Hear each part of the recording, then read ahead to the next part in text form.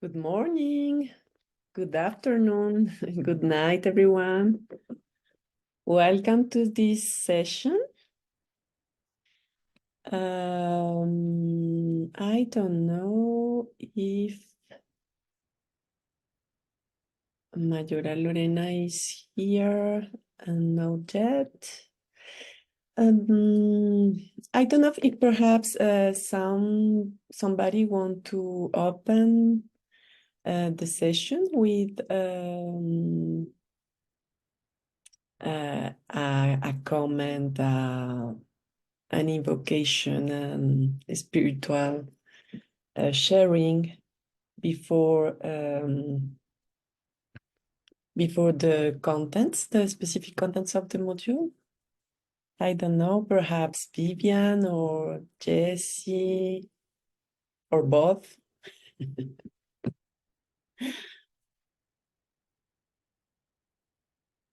Or Daisy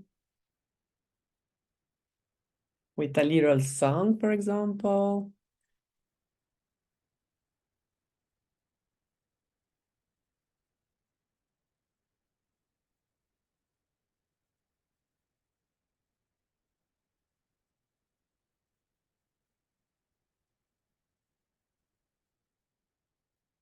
Nobody?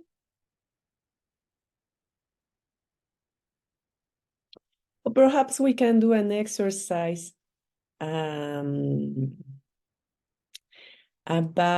how do you feel today? Yes, is I know an interesting methodology. For example, to begin a workshop or a session using the colors. No? For example, in my case today, I am feeling I don't know. Pink, perhaps, like pink color, because I have a lot of emotions here. And at the same time, I am happy because it's the end of the week and I can rest a little this weekend. But at the same time, I am a little sad. Yes, it's not red because it's not only happiness um, but at the same time, I am a little, I don't know, like this. Because today is a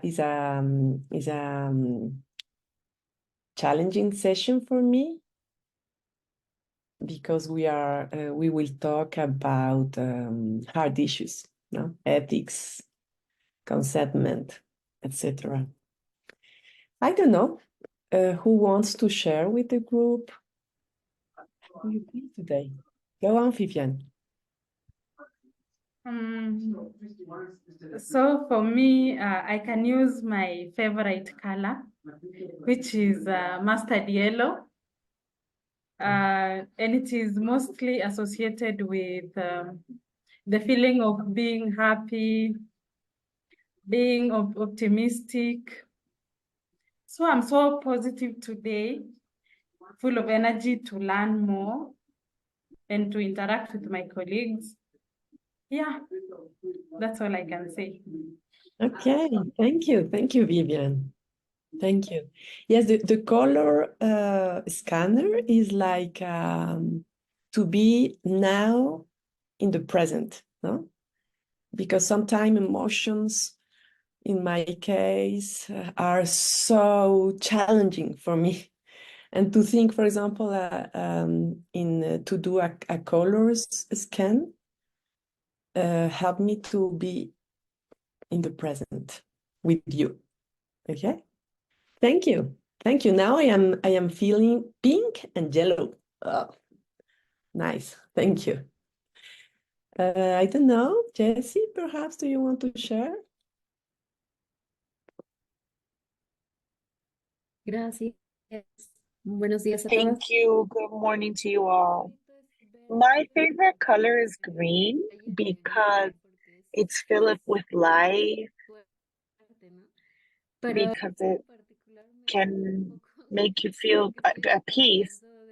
But right now, I'm a little tired from the week and I've had a lot of work with the protocol.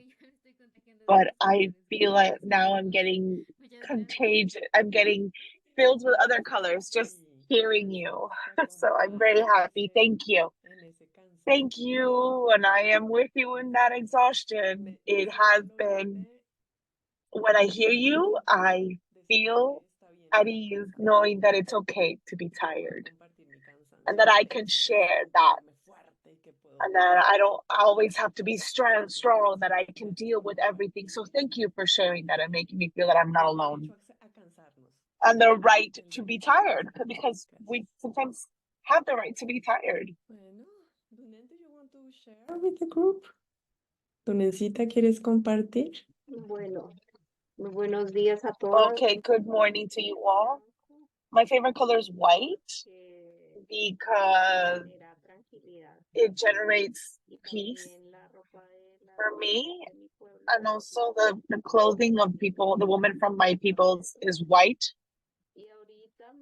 And right now I feel gray, a little cloudy, cloudy, a little anguish with a little bit of anguish. But also I feel a little white as well. So thank you. Recibimos y te Thank you to you because I receive you gray. I receive you gray and I accompany you so that you can clear your mind. Thank you, Dunan. I don't know. Daisy, do you want to share? Yes, I wanted to share.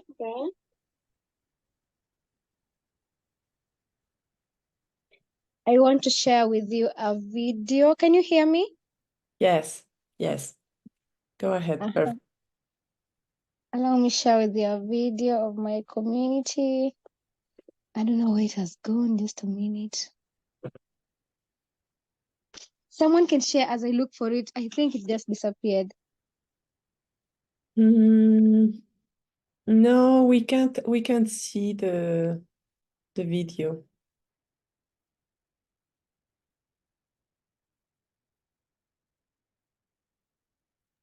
Let me reset again, just a minute.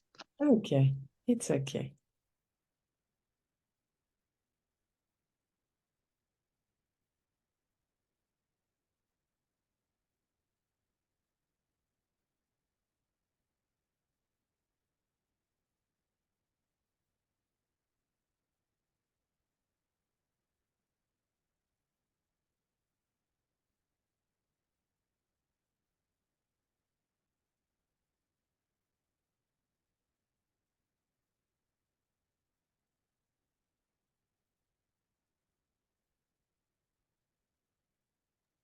Someone else can share meanwhile, please. Okay, okay. Welcome, Nai. How are you? How do you feel today? I'm doing good, but still I'm in office today because tomorrow is our new year and just finished the official meeting. So I need to go to home. My home is 30 hours far from my office. So I'm sorry I'm doing late because I'm in official meeting. Still I'm in here. Okay, okay. Wow, how exciting, no? For you today and how do you feel in terms of your color? Can you describe, for example, your feelings with that color? This color? No, your color. Your color. We are talking not in terms of narratives, but the colors. For example, Vivian is today yellow, Jessie is green, Dunen is black and white. Gray. So And you? Yeah, pink. Pink. Oh, like me. Why? Oh, yeah, I love pink. Okay, okay. Pink is like, for me, is like a transition, no? Like your day to day is before the end of the year. Yeah. Okay, welcome. Welcome to your pink color experience today. Thank you so much. Thank you. Hello, hello. I don't know who wants to share the man, for example, or Jenny Lynn.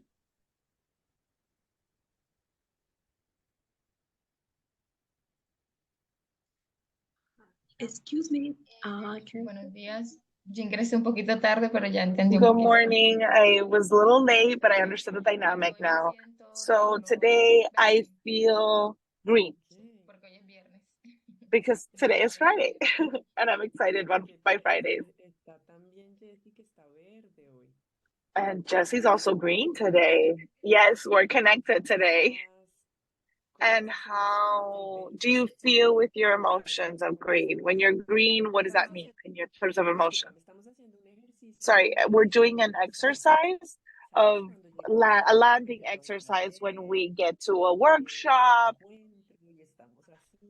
or a meeting and we're a little shy that we don't know each other. And then all of a sudden, when we come in with your questions of our project, might be hard. So sometimes using color schemes, simple things, will allow you to come in and be very deep in the experience of people in a way that is delicate, that is soft.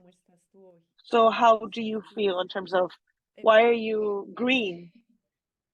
Yo estoy verde porque I am green because I feel very hopeful bueno, hoy se acaba una semana, pero today. Yes, because a week is ending, but I have hope that this next week I will be able to get organized with many things that I have pending. So I'm hopeful, but also very happy to have finalized this week with what I had projected. Perfect. Thank you. This is also a way of doing a checking and check ourselves. How is the group that we're with doing? Como con emociones muy arriba, ¿no? We see Vivian that some people have really high emotions. Vivian is very energetic, very quick. Jessie and I are, and you are more a little tired, but also positive. Dunan is gray. She's between black and white, and she's a little cloudy. And that's okay to be the way we are. So that's a way to check in. How is the group that I'm going to work with feeling? And then also allows me to adjust in the idea that I have to work. Okay? So that's the intention. Thank you. Thank you. Some of us are pink as well. Imagine. Anai is pink like a transition y está bonito, ¿no? Estar.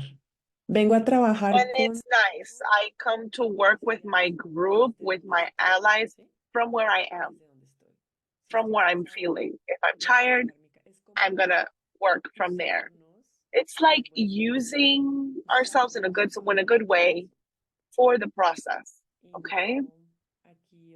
And not talking about self-care again, not obligating us to, not obligating us to feel a specific way, but instead using the energy we have and we bring to work with that. So welcome and welcome with your hope and with the exhaustion of the week, okay? Daisy, are you ready now?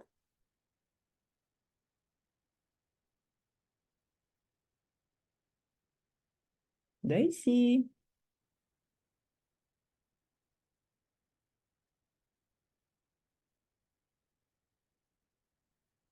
Daisy, can you hear me?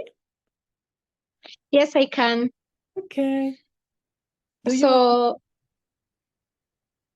Okay. Yeah.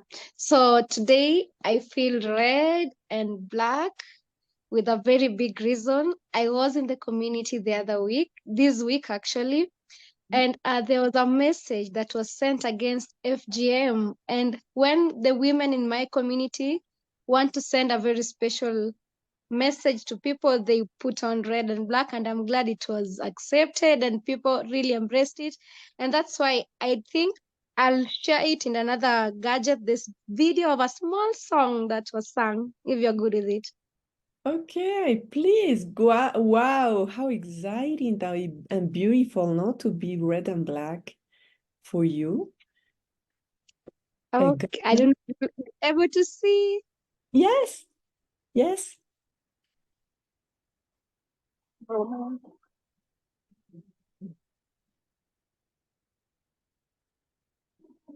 oh my God. Mm. It's not that visible. I'm sorry.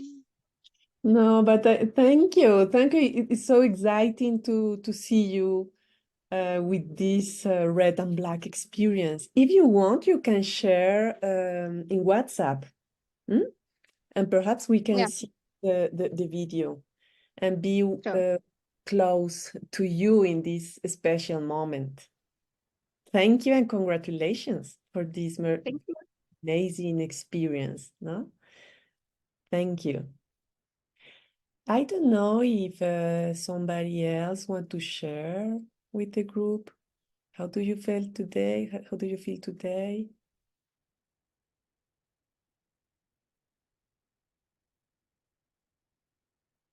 Mimint, do you want to share? The man?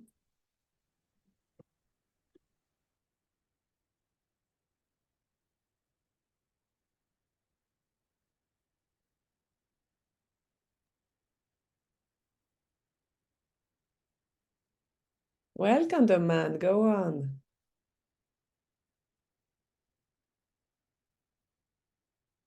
I can see you, but I can't hear you.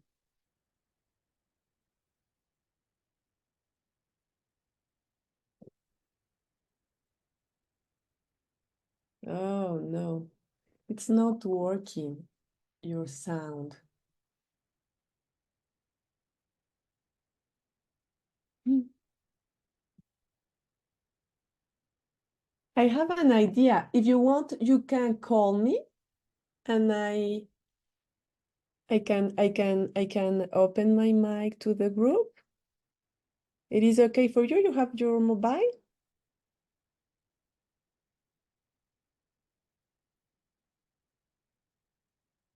Because we can hear you. Mm.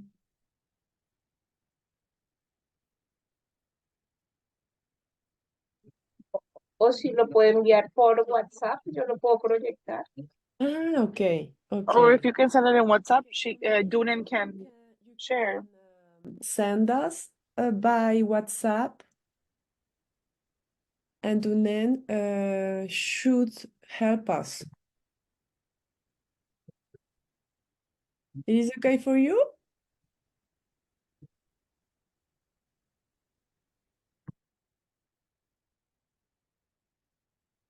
Yes? Okay, thank you. Thank you. Samay, ¿dónde está Samay? Se me cambia el lado, Samay. Samai. Te me mueves así en la pantalla y no te encuentro. You move in the screen for me, Samai, and I can't find you. Compartir? Samai, do you want to share? Buenos días, compañeras. Good morning, sisters. Good morning. Creo que Well, I think that I can speak of the color white. me siento bastante tranquila, I feel como very at ease, igual que at Larissa. peace, very clear, and Bastante very, un momento así como bastante liviano. I'm in a very weightless moment. That's how I feel. Ay, qué agradable. That's wonderful. That's wonderful to be white, right? And there's something, there's a concept in the therapy of movement that's called kinesthetic empathy. And it's when listening to you, I get filled with that lightness, that levity. The same way we get contagious or we get transferred difficult emotions empathically, we also get, we also get very weightless emotions and happiness, which is why it's important to open spaces to share our emotions. And there's no bad or good emotions, they're all valid. So thank you, Samai. Welcome with your white. ¿Ya pueden ver? Sí. Can you see? Yes, we can see.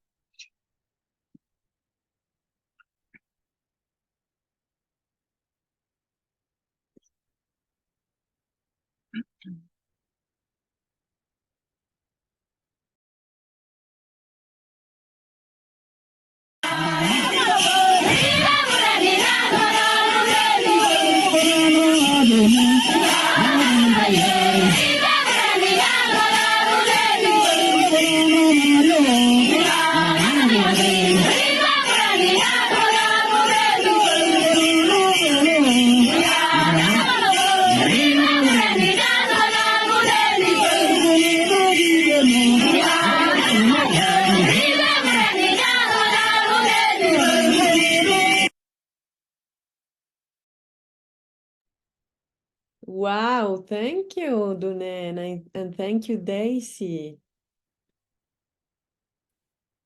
No, after this video, I want to jump and I want to sing and to dance in red and black.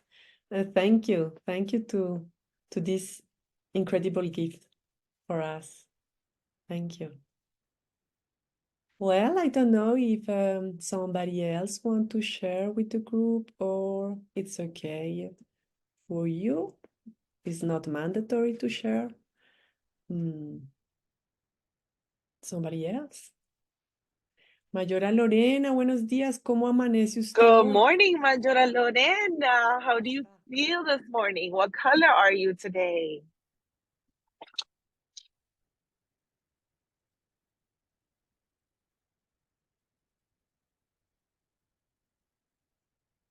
Bueno. Entonces, yo creo So I think that we can end this exercise, and perhaps you should use objects, gestures, yes, in your workshops, no, to the landing process, because it's not easy to begin. Okay. Well, today we are going to work a lot. We have 2 sessions today, number 6 and number 5. Can you see my screen?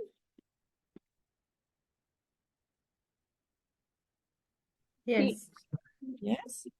Okay. I think in this first part of the section, I want to share with you some contents and reflections and activities. And in the second part, I want to propose an exercise in small groups. And finally, I want to introduce the module number, the session number 6 about climate change and advocacy. And I want to prepare some materials and orientation for the next section, okay?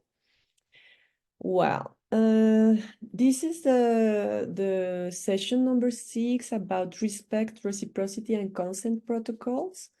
I think this is a very interesting session, and at the same time a challenging session, because to think and to work about ethics in violence and sexual violence and violence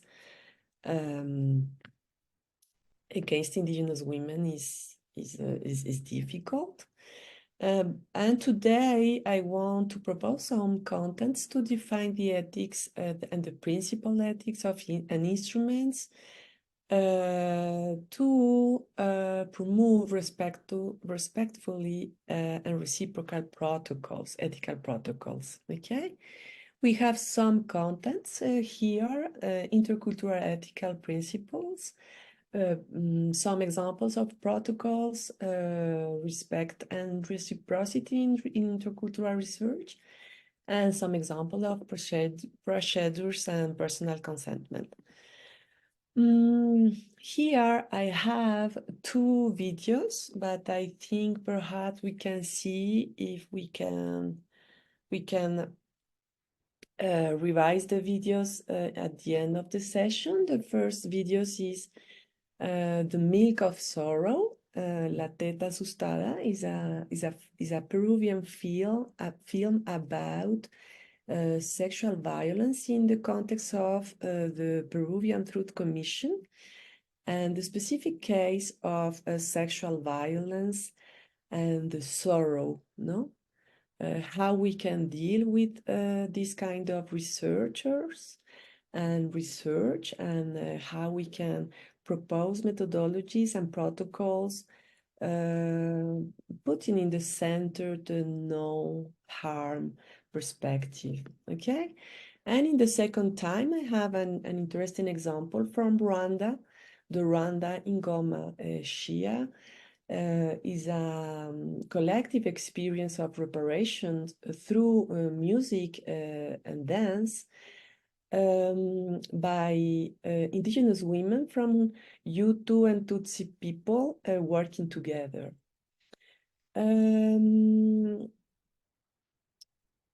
I want to introduce in this first part some concepts. In the Peruvian case, no, this is in the right side. We have an artist and Quechua, Aymara artist from the region of Ayacucho. And the artists use traditional practices and cultural practices that as this kind of expressions to show violence against Indigenous women. The Peruvian experience is very interesting because here I want to use some of the reflection of Kimberly Tatum. Kimberly Tatum is an American researcher. She was charged by the Truth Commission to write the legal expertise about living legacies of sexual violence related to the armed conflict. And she was working about this experience of nobody's children. Yes, and in the community of Ayacucho, the women and the peoples were talking about chiquis. No, and for Kimberly Tatum, when she was working to write the final expertise for the Truth Commission and reconciliation in Peru, at the beginning she didn't understand. She doesn't understand what is this concept of chiquis, what is this metaphor of nobody's children. And after her work, she understand in this region the Peruvian army had military bases as a counter-insurgency strategy to the destruction of peasant communities. And this region have been impacted by sexual violence and left its own legacies of sexual violence. Yes, a lot of unwanted pregnancies and a lot of children after sexual harassment and abuse. And it was very difficult for their mothers, sisters, and relatives because they didn't want these children in the community. Yes, but at the same time, the children's in many cases were given to other families, to relatives or friends in other communities near to Ayacucho region. Okay, other chiques grew up in the communities as a metaphor, no? It was difficult for Kimberly Tatum to understand this. At the beginning, nobody talks about this challenge, but with the time, she understand these children were the metaphor of the unwanted, no? The metaphor of a bad premonition, the object of mockery, gossip, living orphans. They were the living legacies of sexual violence. And in this sense, the Truth Commission and Reparation Commission in Peru emphasize in the need to the reparation of these children and how at the same time the Truth Commission should protect the rights of the women and the rights of the children. Yes. Tatum, for example, identify more than 37 references to women with unwanted pregnancies after these mass rapes. And it was crucial for me because she emphasized that the women and in the communities, nobody's talking directly about this kind of violence. Yes, for example, she talks about this metaphor, no? Many women talk about they got pregnant or many men used this expression, no? They got pregnant, but it was a case of massive sexual abuse and violence, domestic violence, sexual slavery, but nobody could nominate the fact, okay?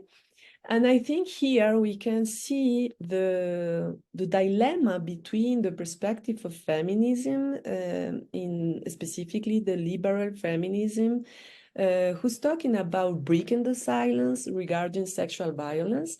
But at the same time, I think silence sometimes must be respectful because the silence should allow us to find an anchor for life, to peace, to joy, and to hope. And it's difficult in this kind of projects to deal with silences and at the same time with the need of some women and our need to break the silence regarding sexual violence. Okay. At the same time, many women have chosen to have children, and other women have chosen to interrupt their pregnancies or to be displaced, forced by the violence in other cities and communities. Yes, and in almost all the cases, these children are in situations of intersectional oppressions, like poverty, lack of affectivity, community rejection. And in this sense, we need to take care and to ask how we can propose methodologies and analyses to deal with these kind of tensions. Okay. Taydon proposed two concepts, I think, interesting for this group. The first concept is the concept of local biologies, because when we are talking about indigenous women violence, we are talking of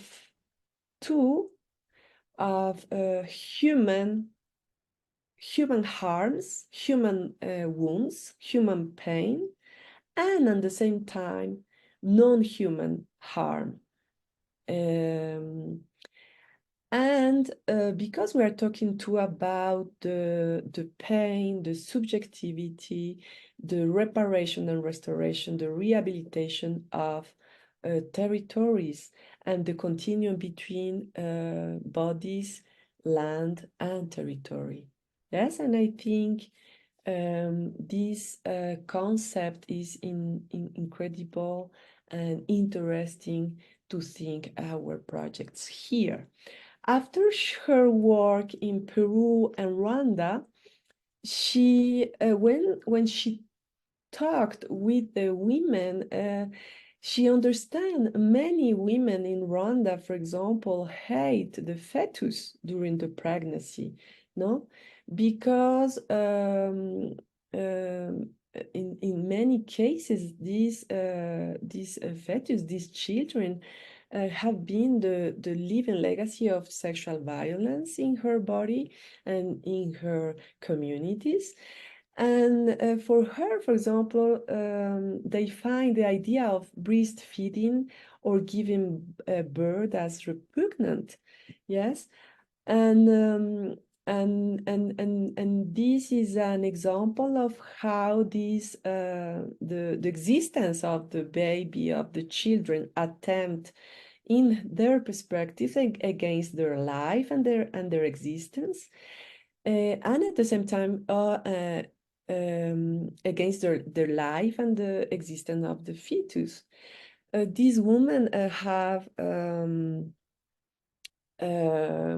abortions that fail, and in many times after rape, after violent rape, the fetus is affected. No, I have a painful testimony of Georgina. Georgina was one of the principal witnesses in Truth, Peruvian and Reparation Commission after the peace agreement in Peru.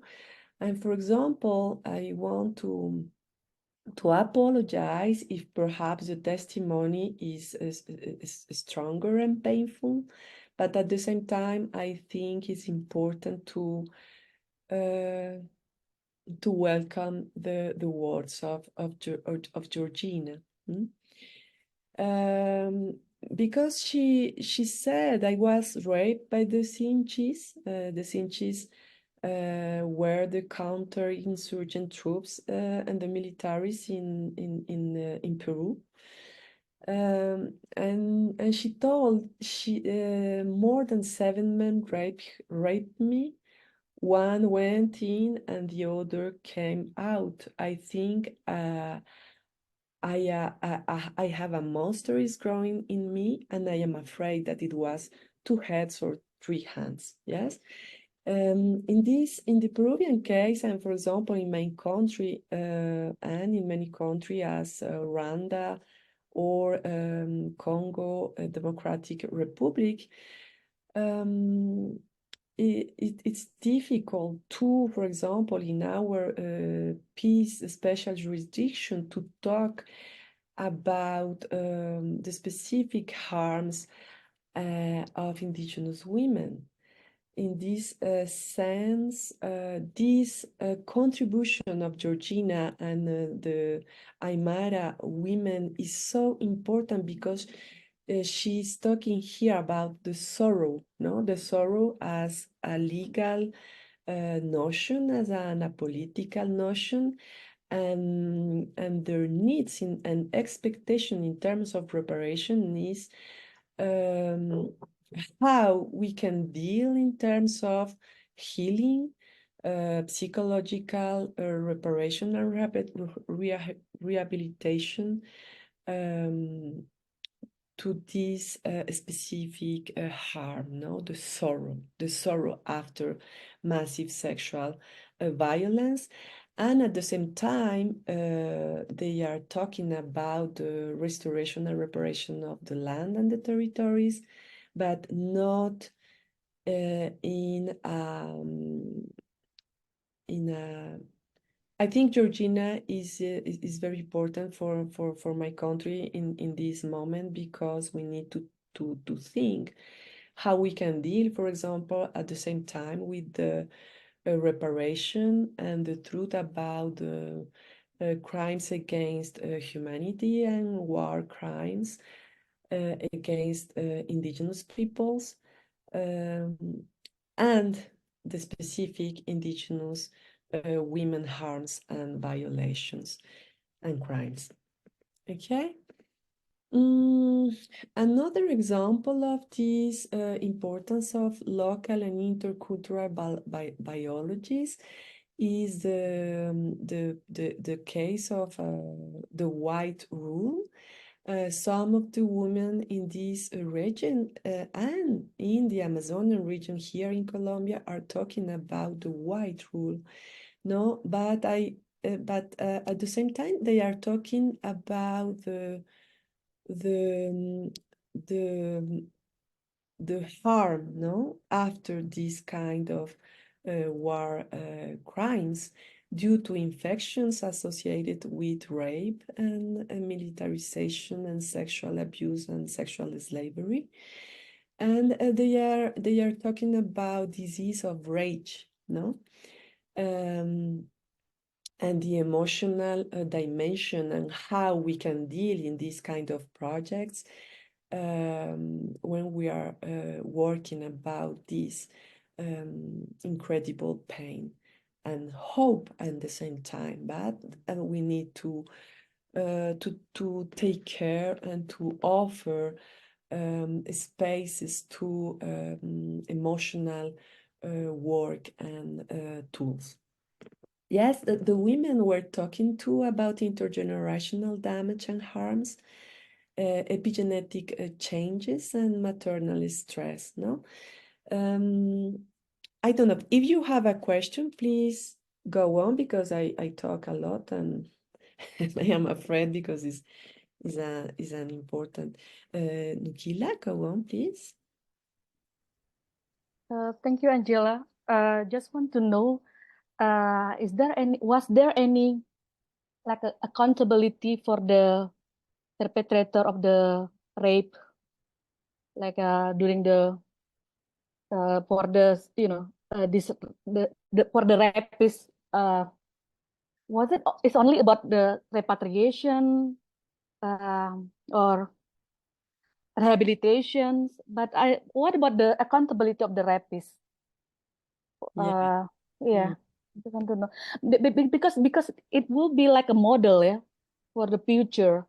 If there was no responsibility, no accountability, I don't know, yeah, but that's what's not fair for me because it created a pattern for the for the similar crimes in the future. That's Yeah. only my observation. Yeah. Okay, yes, is a very important question and observation. After this through a reparation commission in Peru and here in Colombia and in Guatemala and in many cases in Rwanda, in these cases, in this specific case, the women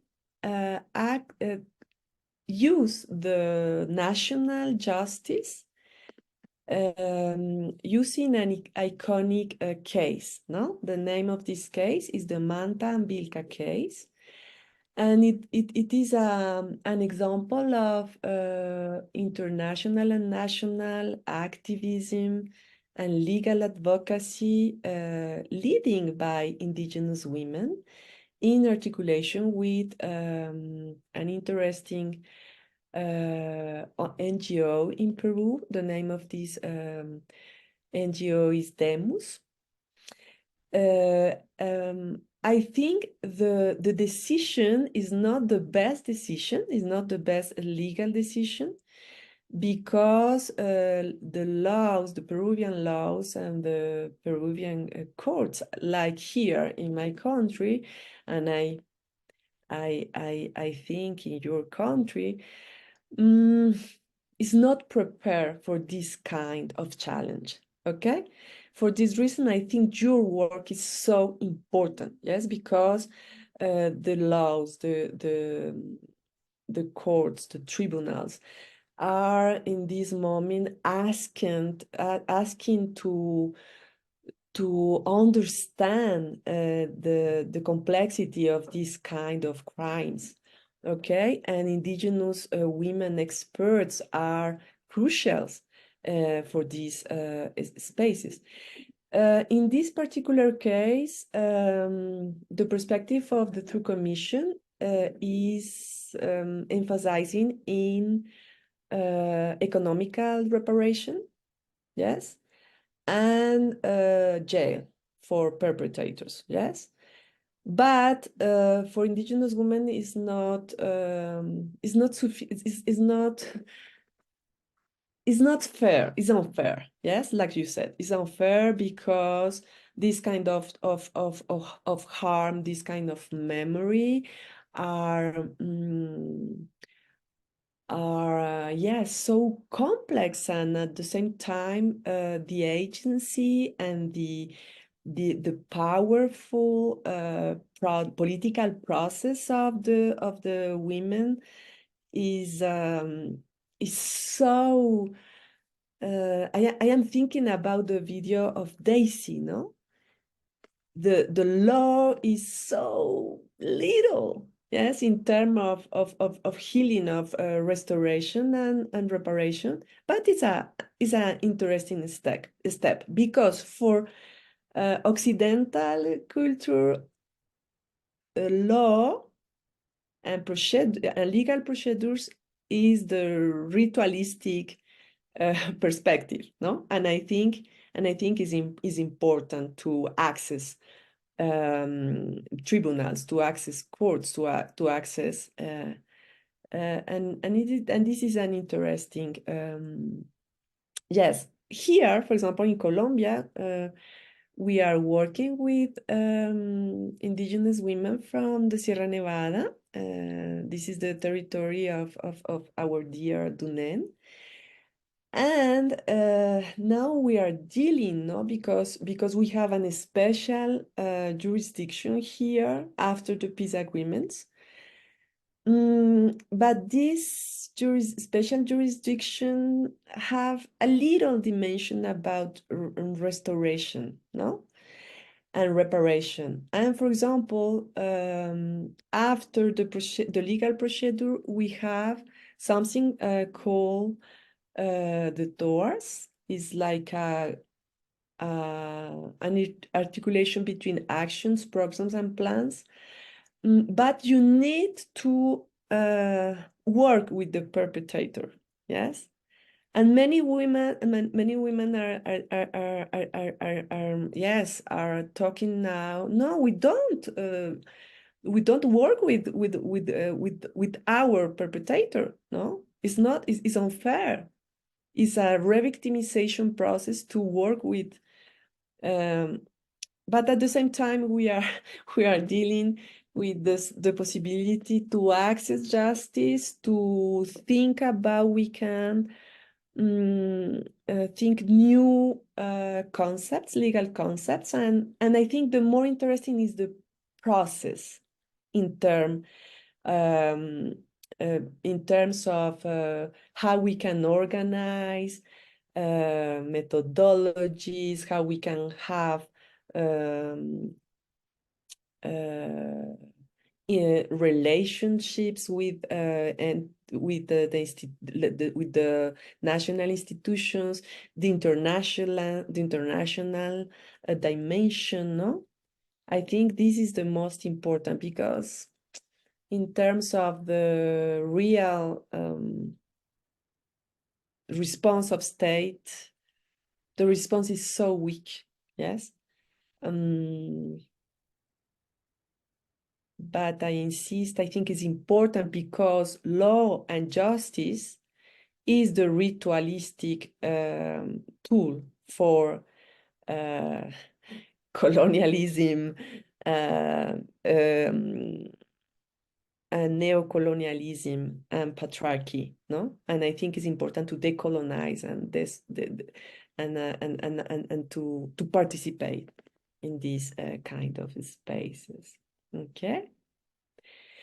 Well, thank you, Nukila. I will come back to the presentation. Can you see the presentation? Oh. Sí se ve. ¿Sí? Pero esta no es la otra.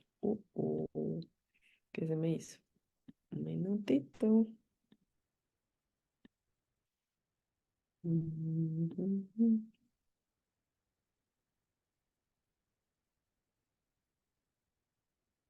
Ahora sí.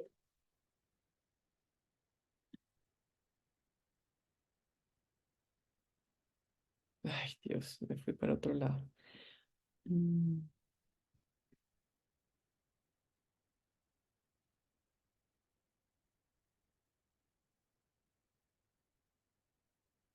Ahí pueden ver the screen. Yes, do you see the screen? Yeah. Okay.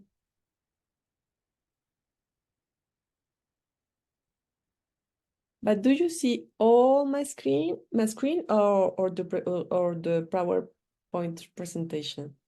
Sí se ve, gracias. Okay. Okay. Well,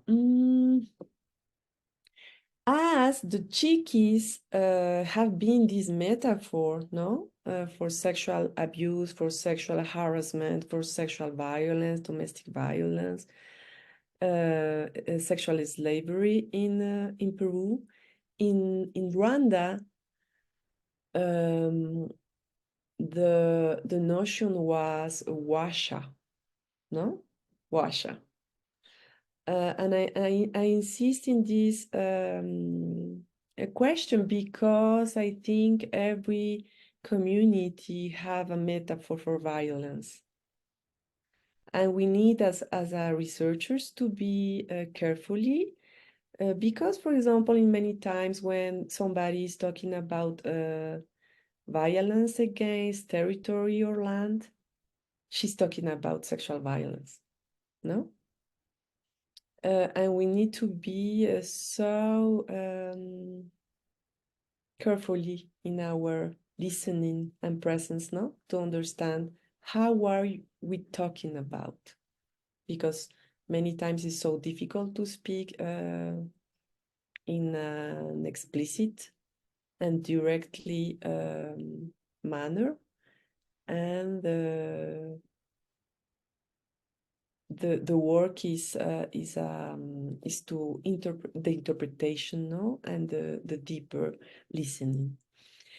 Tayton introduced, for example, in the Rwanda case, the challenge of stigmatization and stigma, because in psychology, psychiatry, and in law, we are talking about stigma, but this concept is not sufficient, no, because it's totalizing.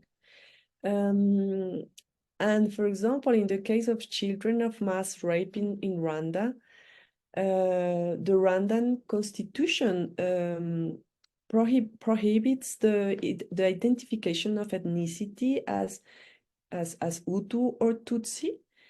And for example, if a Tutsi woman is pregnant after rape by a Hutu, for example, in the eyes of the community and in the eyes of her partner, for example, her family, she's harboring the child of the enemy. Okay? And for this reason, in many cases, it's not possible to talk about this kind of violence because if you talk about your experience, you are in danger, no? And how we can work with this real danger to talk about violence, or I am thinking in terms of education projects here or the access of land, no? And in this sense, many times we use, for example, this kind of methodology center in the body to mitigate the danger, no, for everybody.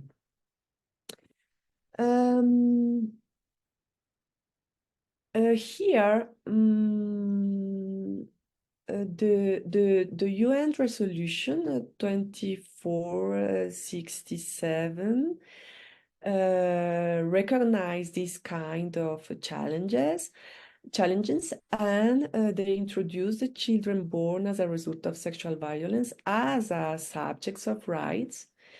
And at the same time, this UN resolution recognized the tension between legal regimes to protect women's rights and the rights to abortion, and at the same time, the tension with the rights of survivors of sexual violence, not the rights of the child survivors.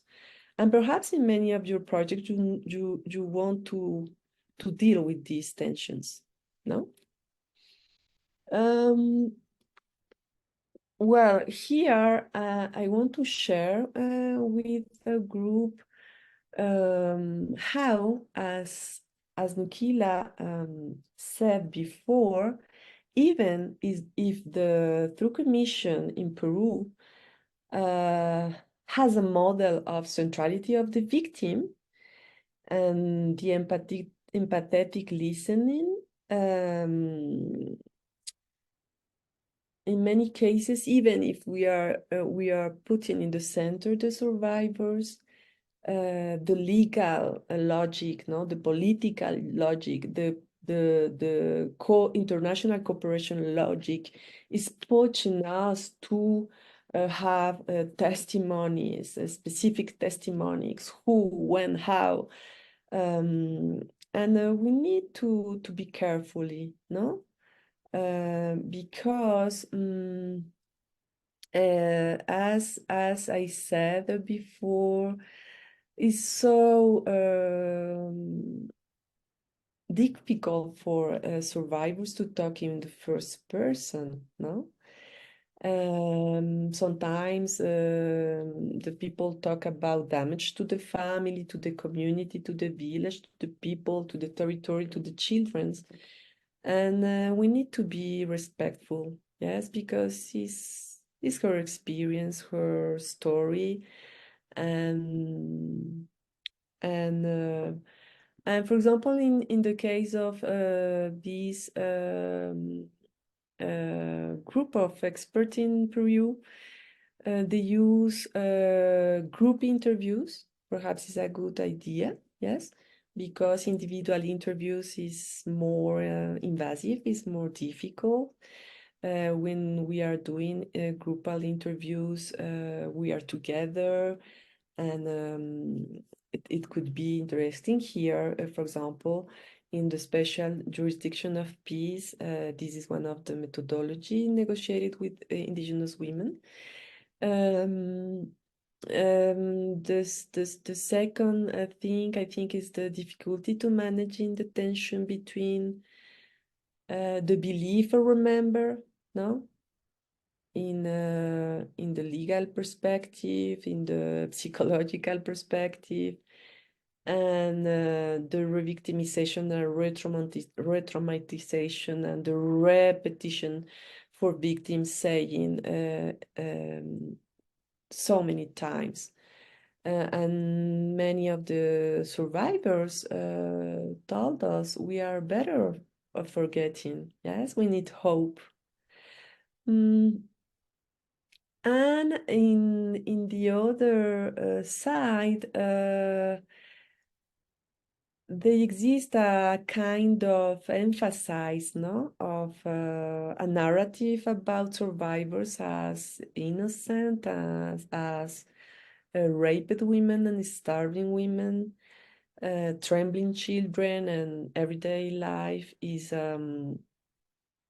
and her agency and powerful experience and skills of resistance don't have a lot of space. No, I think Elder Lorena were asking and is asking every time the group and invite us to emphasize the whole story, no? Not only the victimization, but the resistance and resilience in the process, no? And I want to emphasize in the importance of silence because pain silence for community purpose, no? Sometimes we need to respect the silence because the silence sometimes is protecting the life of somebody, and we need to be careful. Okay.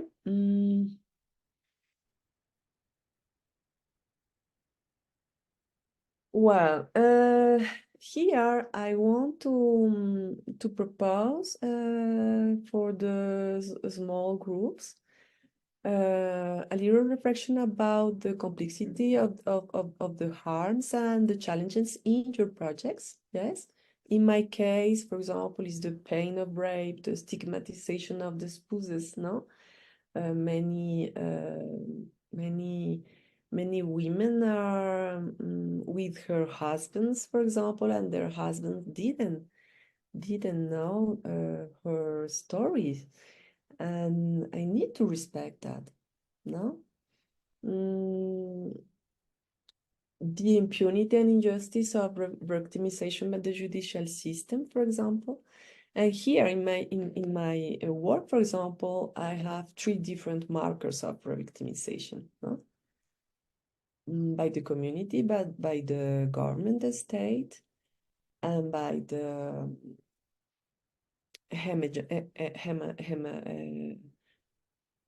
yes, the internal stigmatization and re-victimization as an indigenous woman, as a survivor of war crimes, and as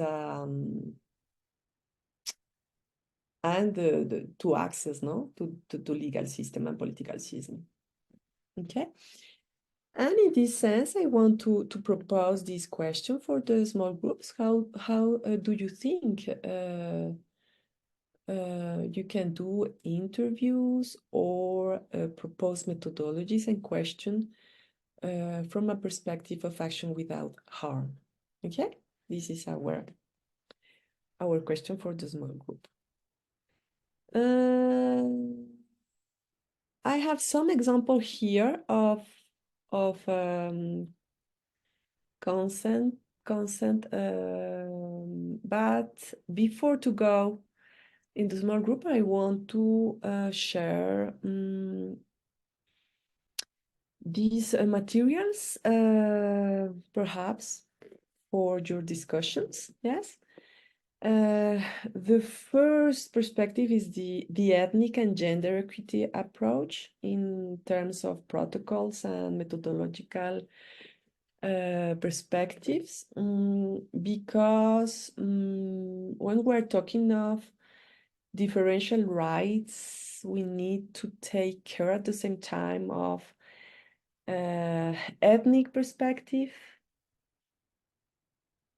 and the perspective of indigenous women, because sometimes we are dealing with the tension, no? For example, in the case of Mimint, the stigmatization of divorced women by the community. And in this sense, Irma Velázquez, one of the experts from Guatemala and Maya nation and people, an international expert, she's talking about integrality and integral perspective of a cultural, spiritual, material, and territorial nature in dialogue with gender or indigenous women perspective. Yes. And Taidon emphasized in this question, I think is really important because she told us in many languages, indigenous languages, these kind of legal concepts as sexual violence, as domestic abuse, as sexual slavery, sexual trade, etc., didn't exist, doesn't exist. And people can talk about what they can't not name, no? And we need to take time to understand how is the conceptualization for the women, for you as researchers. Yes, what is for me divorced? Yes, what I think this is the invitation of Elder Lorena, no?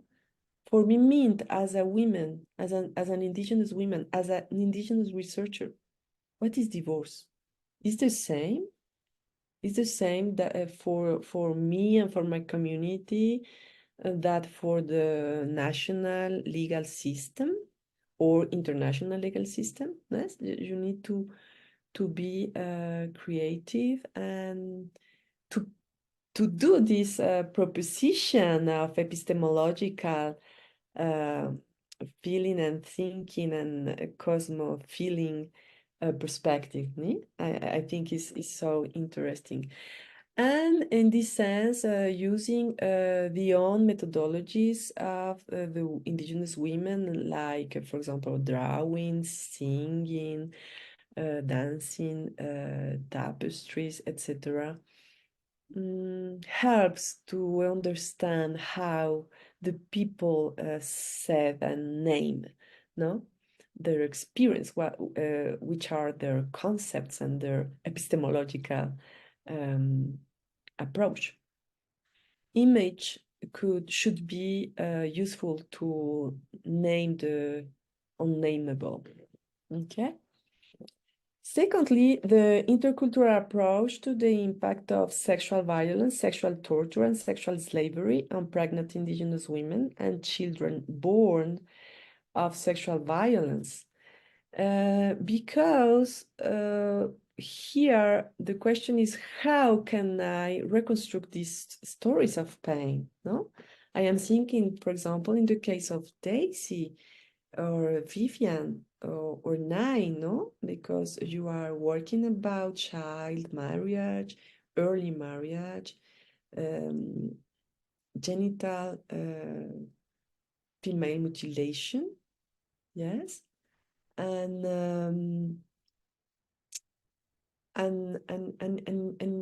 think as Daisy showed us in her video, for the woman is important, no, to express this statement about female genital mutilation when they are together, yes. But for example, in individual work is more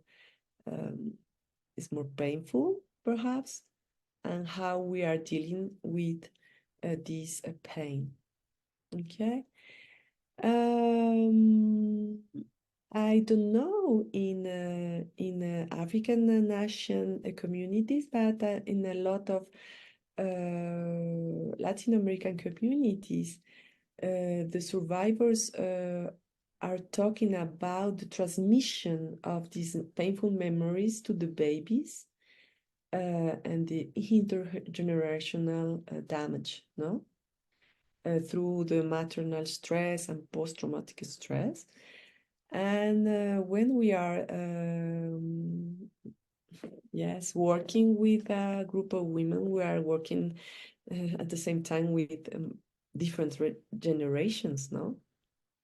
With their ancestor, with the spirits of their territory, with their mothers and fathers in a spiritual dimension, and how we can propose methodologies for this, no? And finally, the damage to sexuality and stigma after sexual violence. I think for me, this is one of the most important things, because for Elizabeth Lira from Argentina,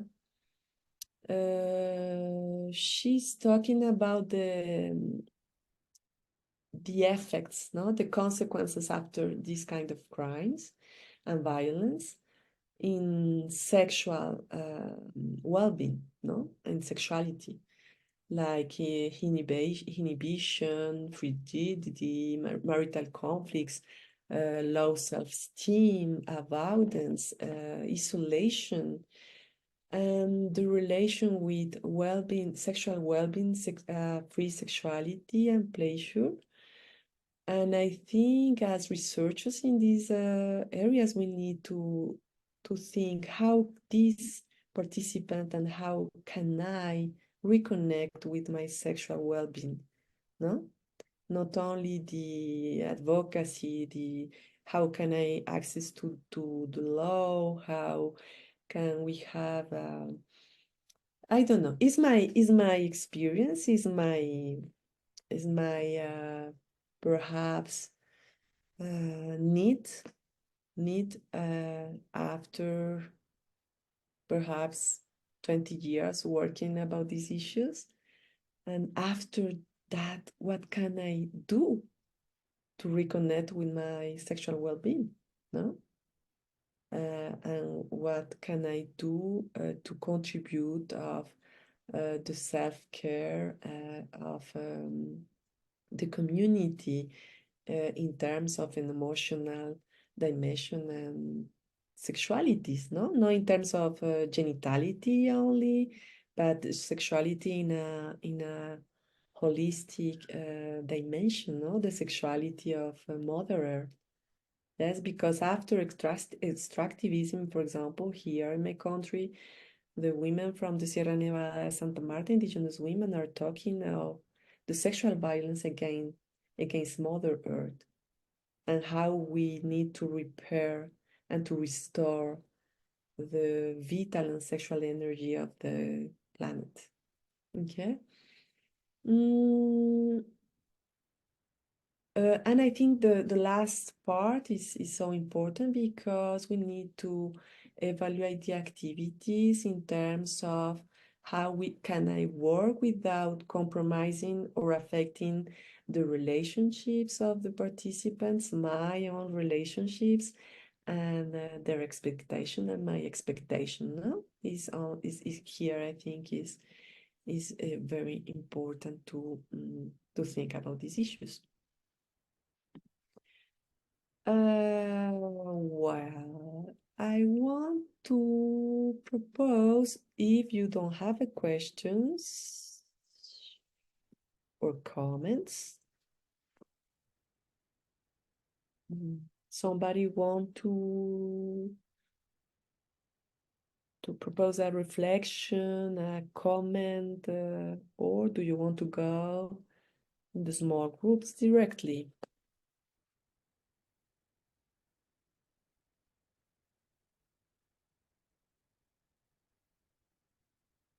Nobody? Nukila? So correct me if I'm wrong, Angela. So we're going to develop the question list to the indigenous women who have been experienced on the, for instance, sexual violence, or some scenarios like some past experience like female genital mutilations, or rapes or discriminations or so yeah, just questions or I don't could you please clarify about that? Thank you so much. Okay, of course. No, I think I was introducing difficult ethical questions, no? For me. Perhaps I want to, perhaps for Daisy is not difficult. For me it's difficult because I have a personal history, no? And for me it is scary to talk perhaps about these issues, but the proposition is to identify the main ethical challenge in your project, okay? And to discuss with the group a proposal of risk mitigation, yes? For you as a researcher, because it's not easy to work and to hear, no? Here in my country, we have a very interesting program,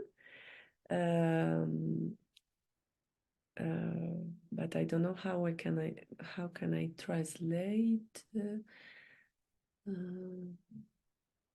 It's something like, how can I take care of who is taking care? Yeah. And I want to take care of who is talking of who is taking care in this project. You. Yeah. In this sense, if you want, I can share in the WhatsApp a picture for the groups, but the question is, what is my main ethical challenge in my project? And how can I propose a risk mitigation strategy? Yes, to take care of me, to take care of myself, and to take care of my participants. Okay. Okay. Well, somebody has another questions, comments? No? It's okay? Okay. Dunencita querida. Profe Ángela, es decir, esa pregunta como tratar de aterrizarlo a cada experiencia como investigadora que vamos a tener cada uno desde cada tema. ¿Okay? Y que puedan So this is a compartir. very personal question. What can you share between yourselves? What is the ethical perspective for you? So what is the main challenge for you? So I have the load of work over me is so important. So for one of the things that bothers me the most is how can I harm this person? And how I can cut how can I help to the healing of this person and to my healing as well, and the people that I'm working with. So don't look at it as a space. Oh my God, we have to do this strategy for self-care. But it's more a possibility that you can share amongst yourself. And perhaps I'll just ask you when I open up those groups, and you can pick one or two representatives, so that when we come back together, you can share and enrich ourselves. And let's have an aspect of practices of self-care, that are very valuable for all of us. All right? Okay. Fatima, you have here. Okay. Oh my God, I am so sorry because I didn't read the message, Doman and Fatima. Please, what is the meaning of combatant? Yes, is a person engaging in a fighting in a war. Yes. Yes, because for example, here in my country, and I think in many countries as your country, Fatima, many indigenous women have been forced to engage in guerrillas, in military forces, no? And they are victims too. Yes. The people and talking in public. Okay, Fatima. Okay. Yes. This is a big challenge, no? Because I think for security reasons, it's not easy to talk in public because it's dangerous. Here in my country is the same. And sometimes we need to think about how we can talk with the body, for example, with art, with drawings, with using non-explicit discourses, for example. Okay. Well, mi querida Dunen, ¿te parece si abrimos entonces ¿Me ayudas? So that we can break out into the groups.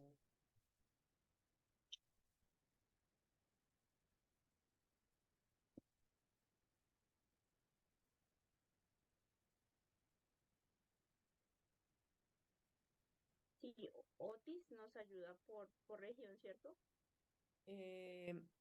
Sí, y sabes que al mismo tiempo me parece chévere que estén las compañeras de África y Asia juntas para que puedan compartir entre ellas. Okay, so we're going to have two groups, one for Latin America and one for Asia and Africa. Súper, súper, gracias. And And we're going to have we have 15 minutes, 20 minutes to 15, I think, to share in small groups, and after we will come back here and share with the big group, okay? In this challenging and wonderful activity, no? To share ethical challenges and strategies, okay?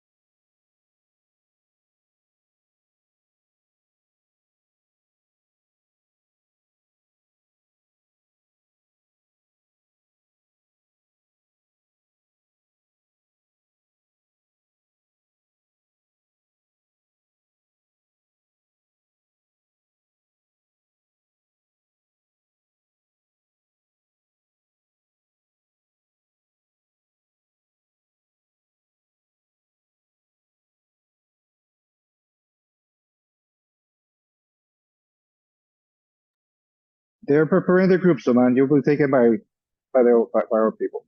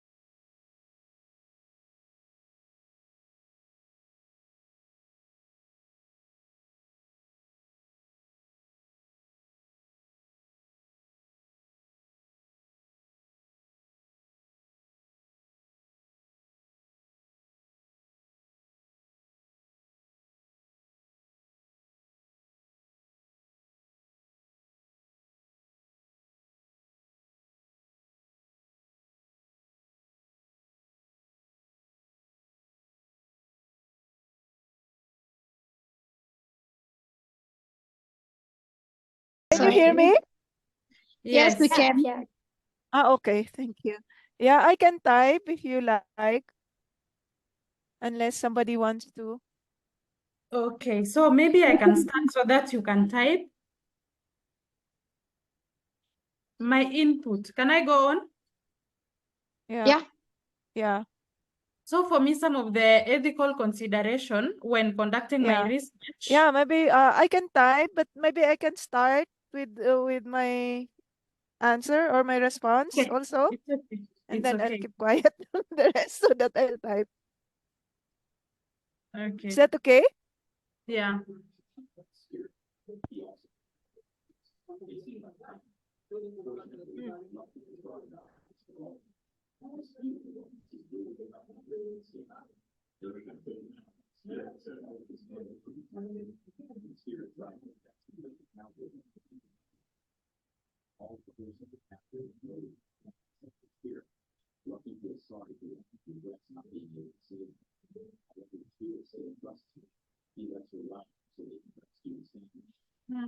What else?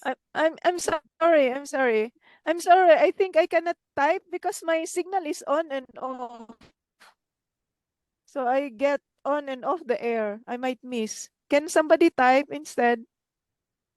So I can type? Yes, Vivian. Yes, please. Just a minute. I have also internet connections here.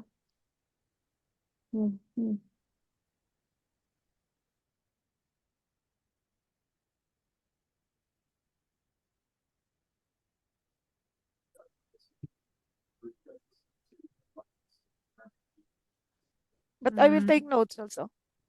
Yes. So who will go first? Yeah. May I?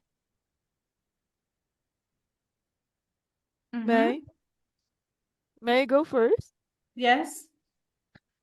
While I have connection. Yes. Hello. Yeah, I think the main challenge for me is how to get the participants feel safe to express what they think and what they feel. Yeah, I think that's responsible. Yeah, that's reasonable. Yeah. Yeah. Yeah. I think so. Yeah, So that's reasonable. Yeah. yeah, Gitu, yeah. that's Yeah. So it is about the safety of the and participants. Yeah, safety.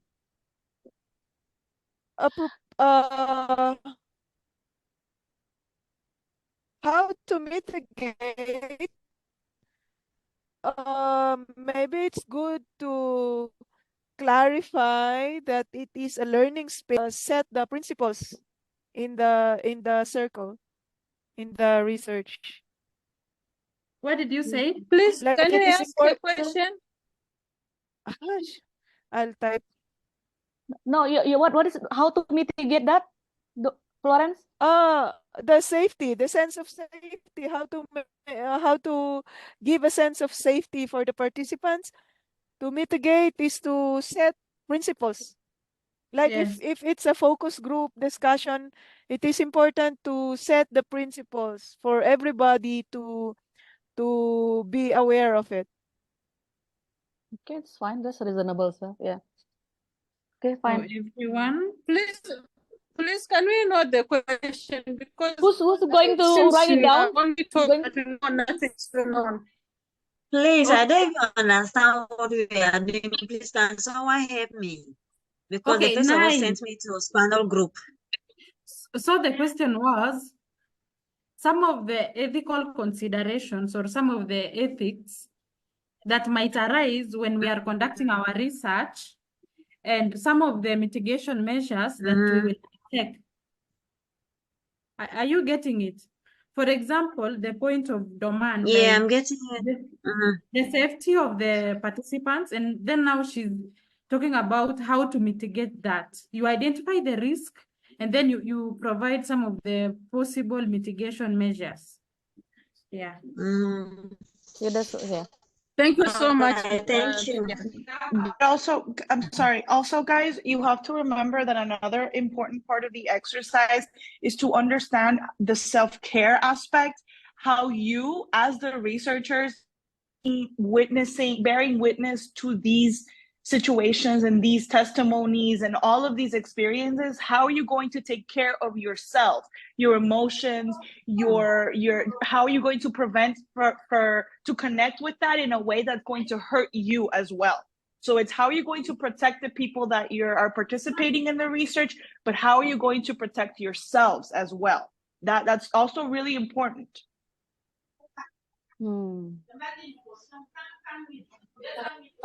Can I add a point? Yes. Yes, sure. Yeah, also working with IP, we know they have their informal structures, their leadership system and mechanism. So it's good also to observe while going to the community by first meeting them and explaining what you're going to do to get an open door for you to have good cooperation from the other members of the community. Good point. Yeah. I think so. Yeah. So how to mitigate that is to talk to the leadership of the indigenous peoples. Correct me if I'm wrong. Yeah, you need to identify structure, them and then see them and explain what you are going to do in order for you to have a wider range to meet the I think community. it would help to make really the research make the community own the research, so Right, that the responsibility is owned by the collective. Yeah. So Okay, for me, I can say confidentiality of the participants or the interviewees. So because I'm going to collect information about establishment of an industry. Right. So I might encounter someone who works for the industry, and the person can just tell me, do not disclose my name, do not take a photo of me, something like that. So I'm going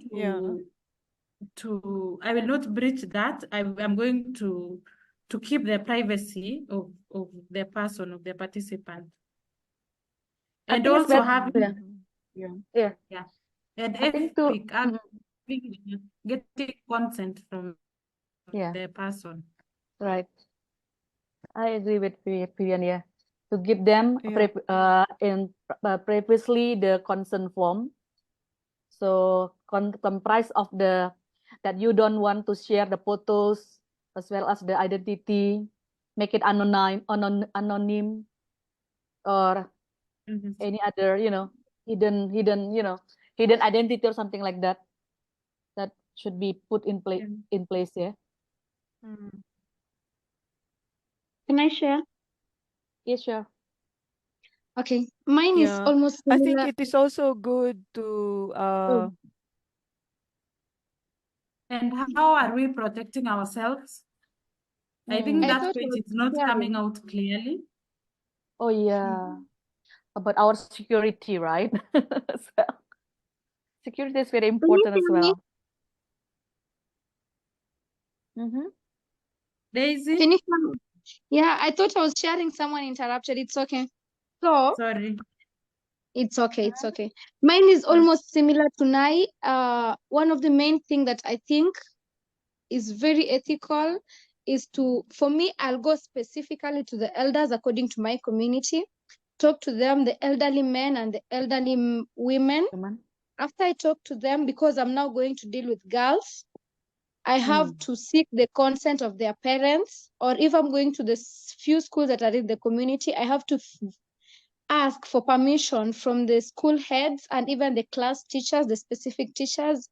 And how I'm going to protect them is just like you said, I'm going to really listen to them. If they tell me you don't have to post us or you don't have to say this about me, I'll do it. And how I'm going to protect myself, because I know the dangers that some of the researchers have faced in my community, is I'm going to dress up traditionally and I'm going to speak the dialect. Those are the two ways that are going to make me safe. Because if I dress like them and I speak like them, they're going to accept me and they're going to take me like their daughter. Thank you. That's great. Yeah. Thank you. Yeah. Yeah. So yeah.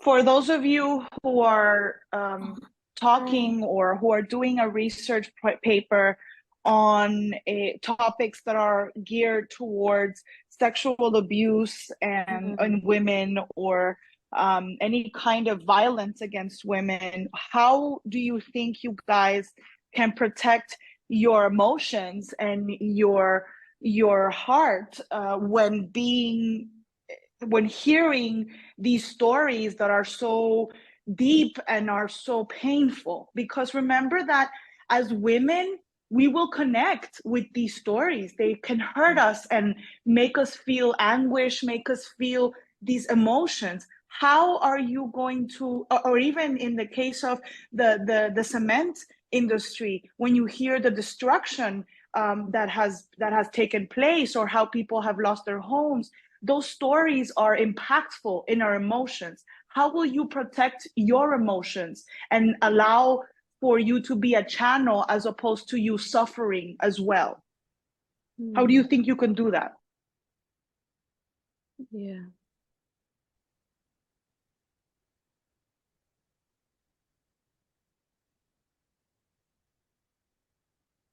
I think it's more of protecting my mental health. So Exactly, absolutely. So having a support system, let's say having a counselor, an external counselor, so that in the event that you're feeling so low, you can just share and seek moral support and emotional support from them.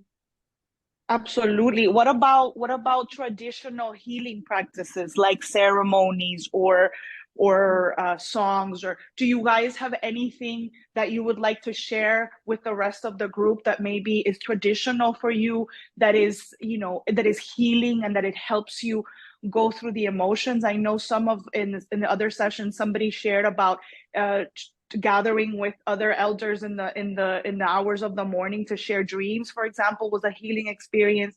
Do you guys have any rituals that you do to protect your mental and emotional health?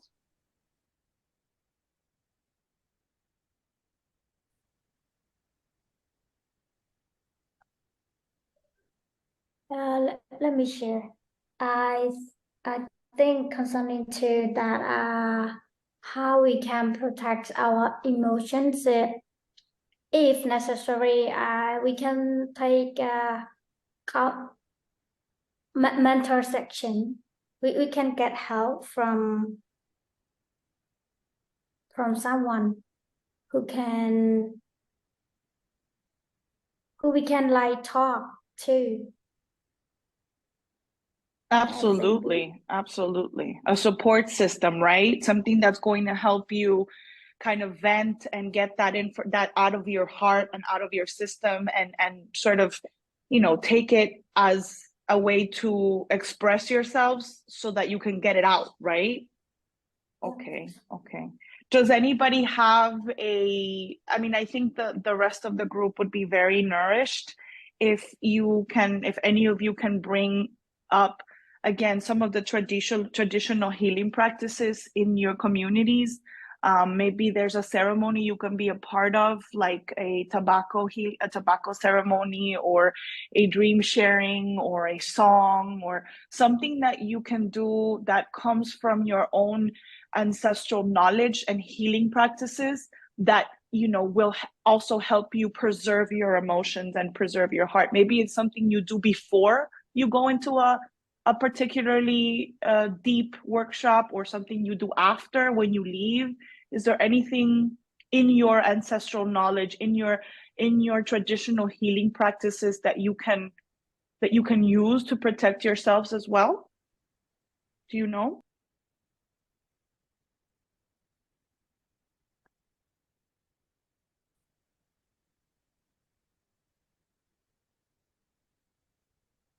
May I share?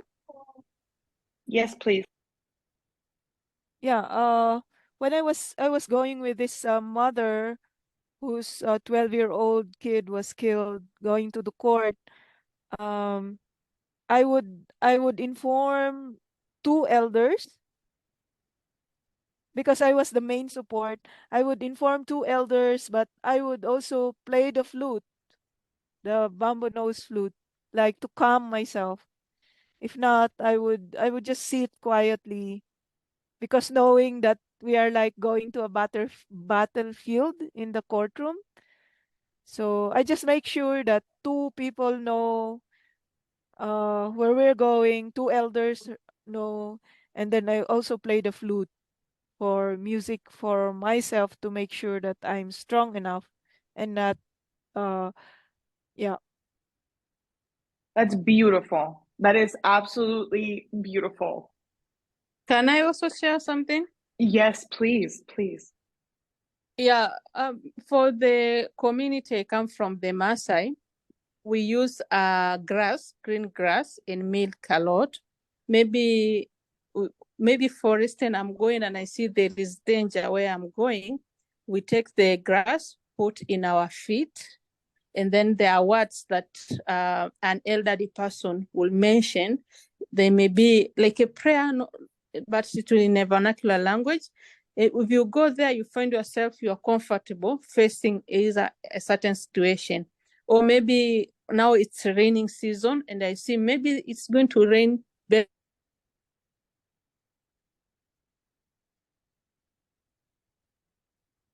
very hard milk, and then ask God, please, I'm going somewhere and I need to go and meet my community. I need you to reign in peace and give me peace of mind while facing a certain issue.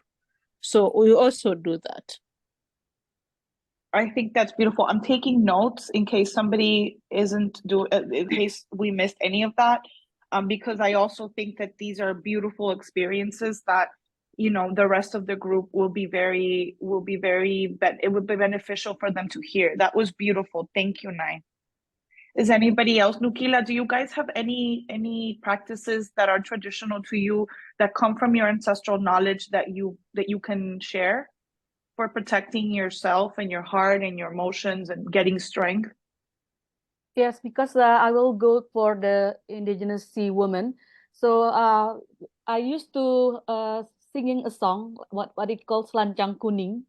This is every sailor, you know, fisher folk, they always sing this for mental healing.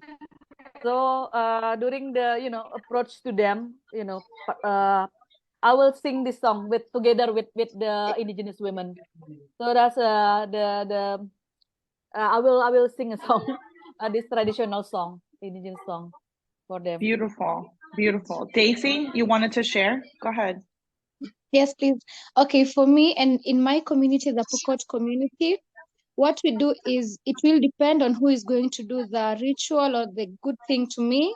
For example, if it's an elderly woman and I tell her I'm going out, I'm going to do this so that I cannot encounter bad things, we have the horn of the cow. We always remove one, then they make a hole in it, they pour in milk and they mix with the butter from the animal. So when I'm going out, she will take the milk and the butter and pour it on my head and speak blessings on me, so that anyone I will meet and will see my forehead or anything that will come from my front is not going to affect me or have any bad luck to me. And if it's the men, we have the traditional beer that is made from natural honey, most of the honey from down. And the old man will take the beer with some tobacco, put in his mouth and gargle, then spit on my feet and on my hands as I receive. And that is going to be like nothing is going to happen to me. Thank you.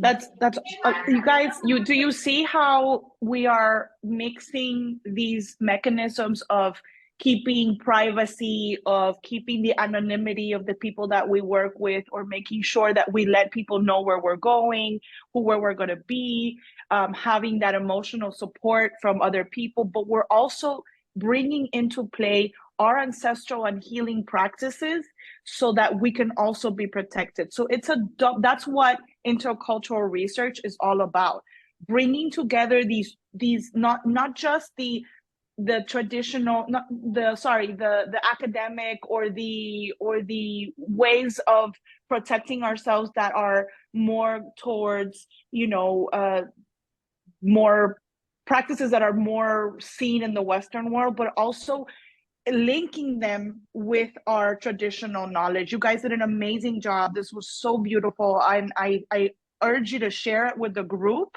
with the rest of the group, because I know it's going to be a wonderful experience. So congratulations to you guys. You did an amazing job today. Thank you, teacher.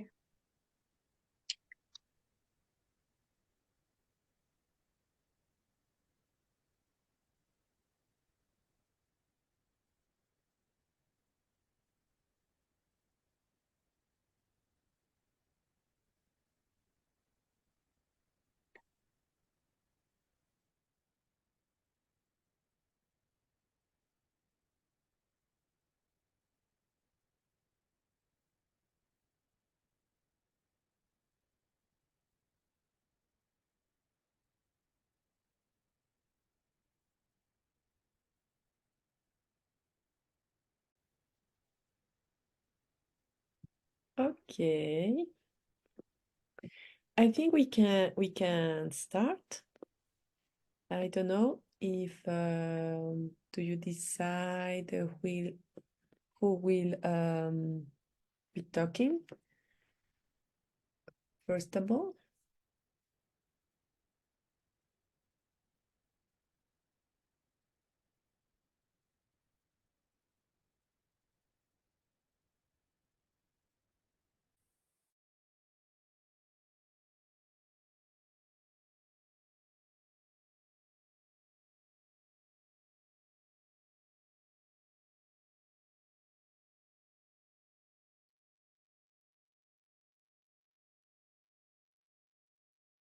Nobody? How was Hello? hello, Doma. Hello? It's Yes, so let me try for hey, our group and hello. others can add. Yeah. Uh, what was the question again? What is the main ethical risks? I think one common risk that was identified is the sense of safety or security, sense of sense of trust as well. That's why the issue of confidentiality came up. Yeah. Yeah, I think that was the interrelated ethical issue. And so one of the ways to mitigate it is to establish some principles or establish a circle of safety, a sense of safety among the participants, a sense of trust among the participants. Yeah. And then also, and then for self-care, we had a lot of, I think we had beautiful sharing about that, different ways of protecting, uh, like connecting with elders and ancestors, informing others where we are going, and seeking like having counselors or people to talk with, also express our experience or emotions. And there are also some rituals that we do, like prayer or going to the forest and playing music, singing together with our participants. It's like bonding with them. And there are also individual practice of yeah, like flute playing or prayer. Um, yeah, I think those are the ones that I could remember and have taken note of. Maybe others can add.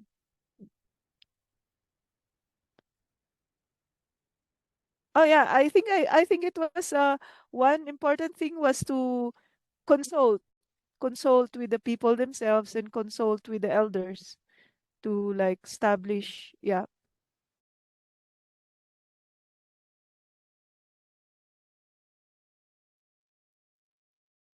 Maybe I can add.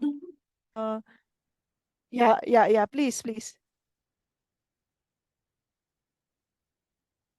So, some of the other ethical issues include respecting the culture of the community in terms of those leadership systems that already exist. So it's good to explain to them about the intention of your research so that the community or the participants can understand your research well so that they can have the positive attitude. Another ethical issue was the issue of the consent.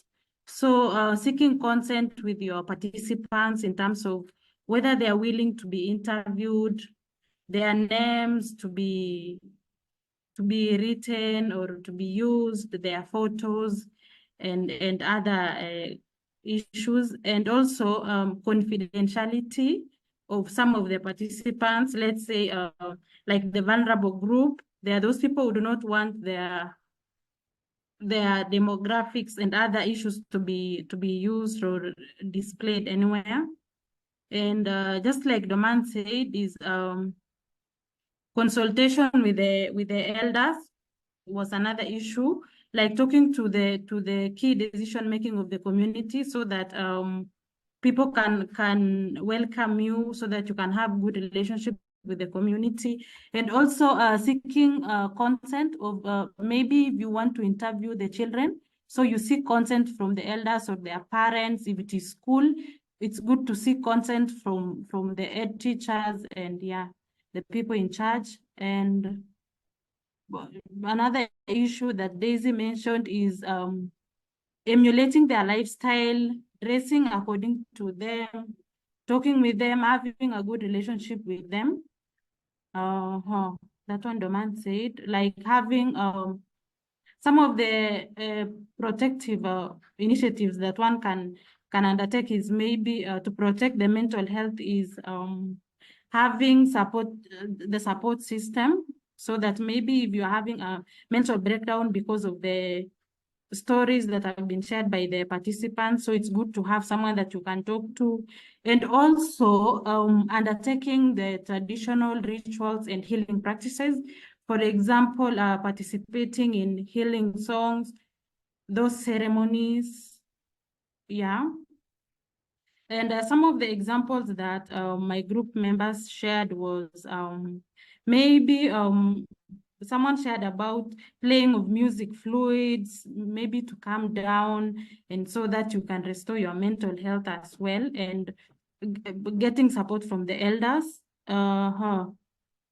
One of my group members from Tanzania shared the use of a traditional method, like use of a green grass.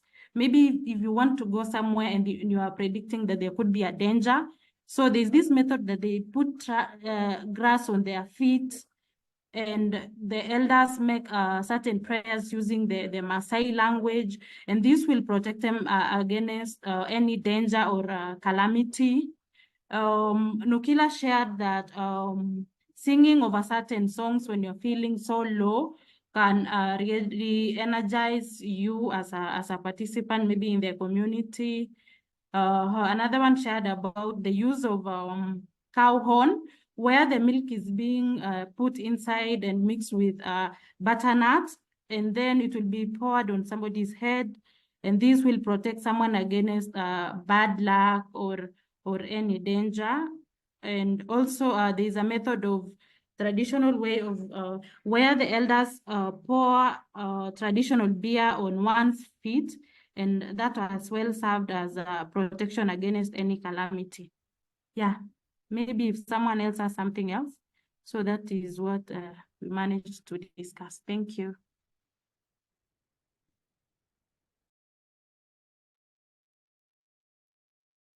Thank you, Vivian and Doman. Somebody else wants to share with the group?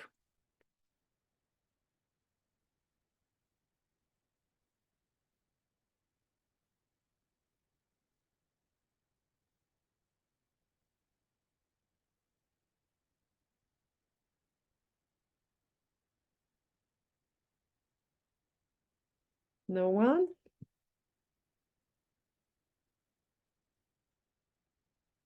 Okay.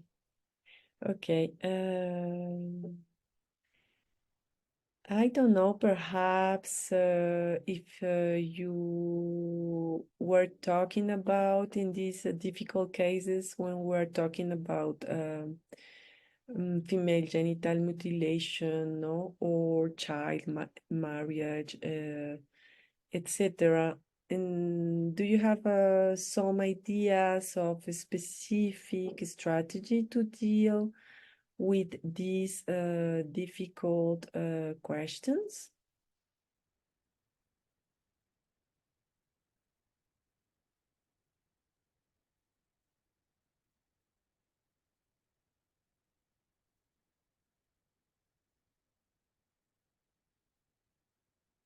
I don't know, perhaps I think Mimi and Daisy and Fatima, no? You have in the center of the project this kind of question. How do you think you should mitigate or deal with the difficulties of these kind of questions?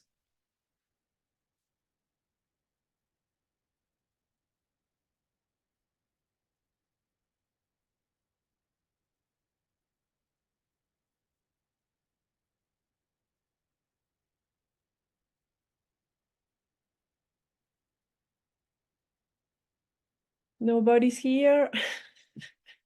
Can I attempt? Please, go on. Asking such a question is very sensitive. So before one can just create an activity to establish a good relationship with the women or the people that you want to get the information from, maybe girls. So establishing a good relationship first, creating a good mood before now asking those emotional questions, and the way someone tailors the questions should be in a friendly way, open-ended questions, maybe sharing stories, storytelling, singing together. Yes, that's what I can say. Let me share. I think what I will do is that before I going to actually interview the participant, I think I will build the relationship first, make them feel like comfortable to talk to me, like we are really close friend. Like I will start with like sharing about our knowledge. I also share about my life or something like this first. We will talk together, we will eat something or like talking or sharing something like that. I will better make the participant feel comfortable to talk first. I make them comfortable to express their feeling, make them feel free from like shy or hesitations. So to be able to do that, we need to build the relationship first. I have to make them feel closed and they can believe me. I have to make them feel that first. Yeah, this is how I think I will do. Yes.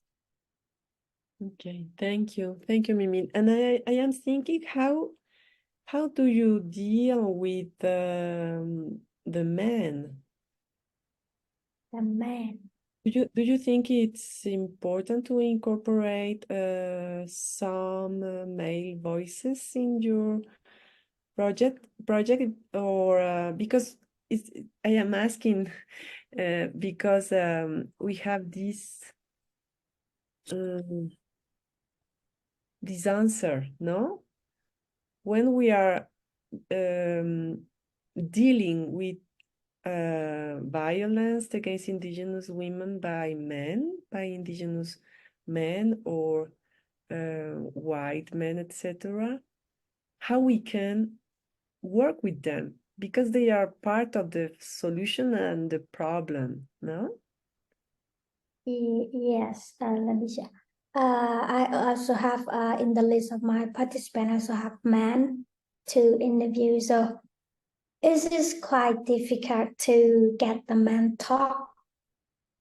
I need to be really like careful in like selecting my participant based on my community. I'm sure not many men want to talk about it, and they believe they are like or the community believe this is not a case. So this is really difficult to convince the man to participate. So what we can do is that I think I can I'm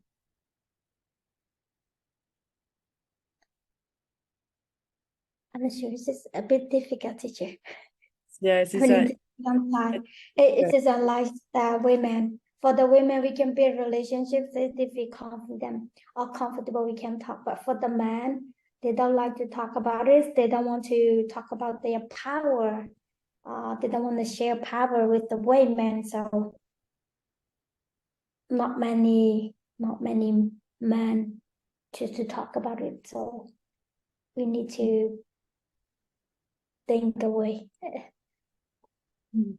That's my first year first.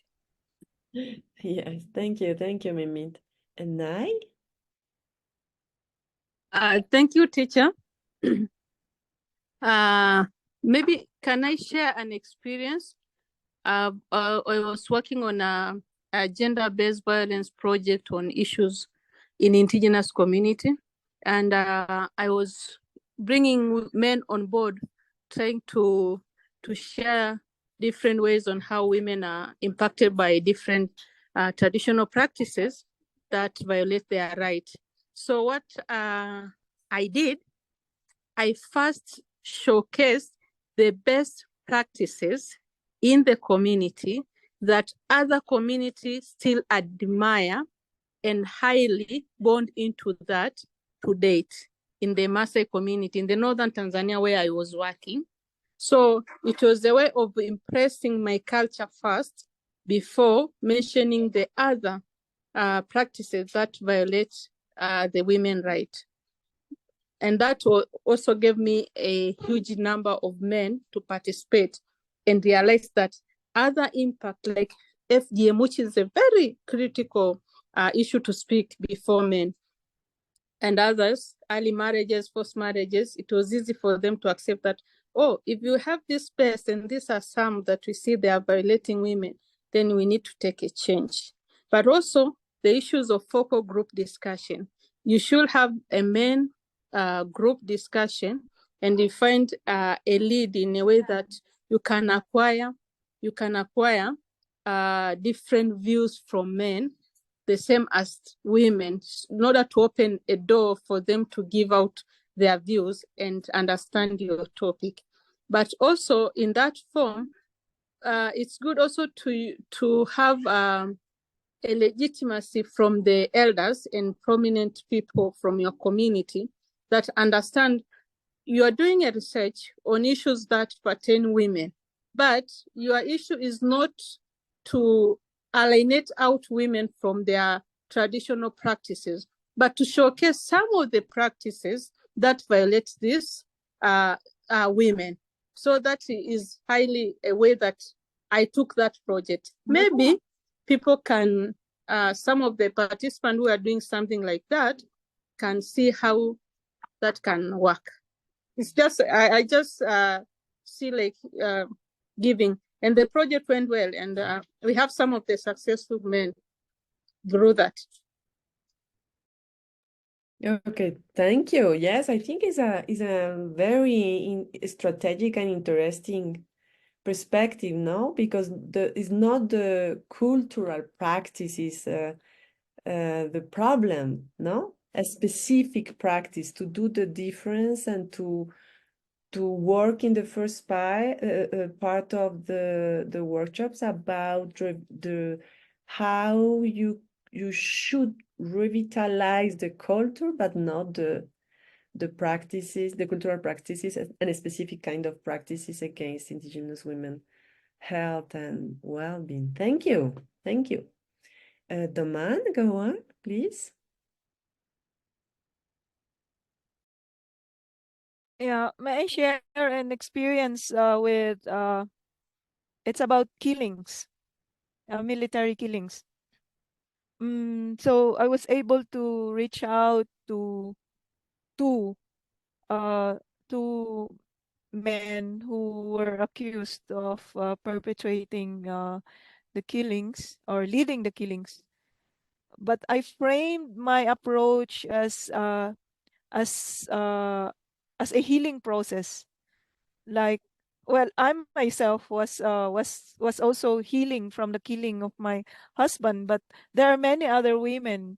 So we also like reaching out to these men who represent the people who kill, but not making them like not trying to make them feel like no, not accusing, not antagonizing these men. But I knew they were involved, they led, they gave the commands. So it's important to put that goal or to let them understand the goal of the inquiry. It's not to, well, of course, at the back of my mind, I want them to be accountable. You have to answer for your, but also to start with that, I think we cannot, I wouldn't have moved forward. I wouldn't have understood where they were coming from. And I wouldn't have improved the strategies of inquiry that I was doing, because there would be a deadlock and it's just one-sided, just like victim perspective.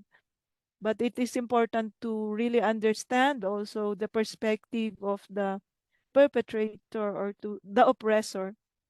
And I think it was possible to do that by setting the goal of healing, making both sides understand that what we want is to heal, what we want is to transcend, because we cannot return the dead people. We cannot, yeah, but also we want also the perpetrators to also understand that somebody got hurt. But we don't, of course, we don't expect them. We don't put expectations to them.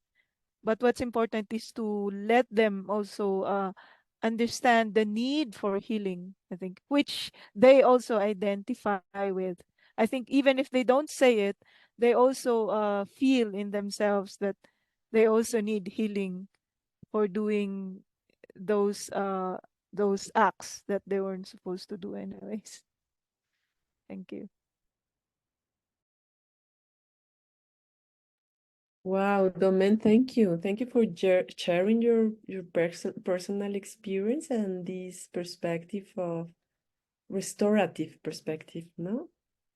When I hear you, I remember the case of the País Vasco in Spain, and one woman like you, she worked with Professor Echavarria about this idea of restorative encounters between ex-combatants from ETA in the País Vasco and the survivors of violence, no? Perhaps for you, if you want, I can share with you the video and, for example, a document, because you are a restorative Indigenous women researcher, no? I think it's a incredible contribution to Yes, these please. studies. Yeah. Okay, I need that in the current conversations I'm in. Thank you. thank you. Daisy?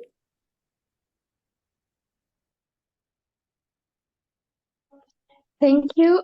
Allow me share an experience from a friend who was doing a research in my community about FGM.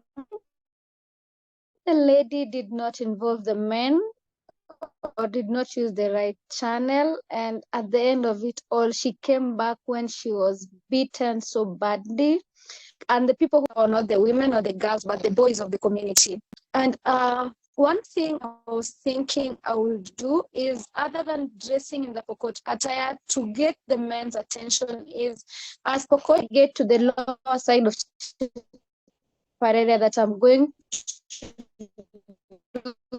do my research, identifying myself with the clients who are in that side, whereby I get there the first, sit with my clansmen, talk with them. If I tell them I'm this and this, because for me I'm called Chonyet, that's my clan name, they're going to listen to me as a sister. They're going to protect me as a sister. And I am going to explain to them the importance as to why I want to do a research on education. Because I have sisters there, they see me as their sister. I'm going to show them examples of the good things that education has done to me. And after that, once I get their attention and once they get to know the importance of all this, I can be walking around with them. And when the other know their age sets from other clans that they were circumcised with, and they cannot argue over something as long as it's an age set who told them. And with that, it's going to be a bit easy. It's not going to be easy, but it's going to be a bit easy to navigate through and get quite good number of information. That's what I thought. Thank you.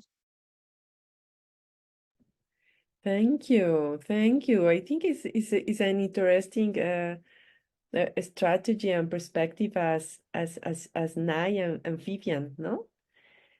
To show the education not like a problem, but a good opportunity. I think you are so smart. I am learning a lot. Yes, because here we are dealing, no, how to talk with men and male authorities about these issues, and I think it's a very interesting perspective. Thank you, Daisy, very much. Okay, I don't know if we can hear now the Latin American group. Jenny Lynn, estabas por ahí. Jessie, Samay, Liz. Well, for us, I'm going to share what we talked about. And some of we couldn't define an ethical challenge. We think that there are a lot of them throughout the process. And initially, we feel that the fact that we know how to direct yourselves and talk about something that is so delicate and painful for others represents a challenge in itself. And sometimes it's hard to communicate after a person, to communicate with people. And when it's talking about these topics, it's even harder. So we feel that we have to listen to the other part in a way that is empathic and it's empathetic, and respectful, because these are facts that have their life and that are a part of their life. And in that sense, we have to really respect if they want to talk or prefers not to discuss it. Protect their process, their healing, their internal healing process. Also, it's important to be very transparent with the people, especially if we're talking about research processes that are not just that don't just remain amongst pairs, but it's information that will be at the hands of other people. It's also important to create an environment of trust and security for both people, for those who have suffered and for those who are working these subjects, because sometimes due in these situations of violence that women are subject to in a lot of territories, it's very hard, and sometimes neither of the parties are safe, unfortunately. And also, we talk about taking care, or the importance of taking care of and preserving the identity of the people for the safety of their life and their physical integrity. So I think those are some of the epic challenges that we could talk about. And in terms of how do we protect, how we broach them, the sisters were sharing that sometimes it's very important to work with spiritual rituals and healing baths that are cultural practices that are a part of our culture. We have the Temescal bath that we can use to clean our bodies from the impurities, but it's also a process of cleaning internally and reflection. And to be able to connect with nature is another very valuable exercise, because we have to reflect that we are a part of nature, that we are nature, and we are constantly regenerating. And yes, maybe suffering abuse and violence, but also in our own spiritual strength. It has to do with the strength of earth and seeds as processes, similar processes as people as well. And they also shared the fact that for some people who suffered violence know that their case can contribute positively so that these situations don't repeat themselves, is a motivator to tell their stories, to create joint healing processes, and to create actions, legal actions, or community actions, or territorial actions, or any kind of action. And that's respectable. I think the person who decides to speak up on their violence experience is very brave, but the person who doesn't speak about it is also brave, because they're trying, first of all, within herself, to work her healing process. That's what we were able to talk about. And something that drew my attention that we couldn't really talk about is what Lise was talking about. She's working on these land access processes, and she was telling us that in these interviews, and she was telling us how this process was like.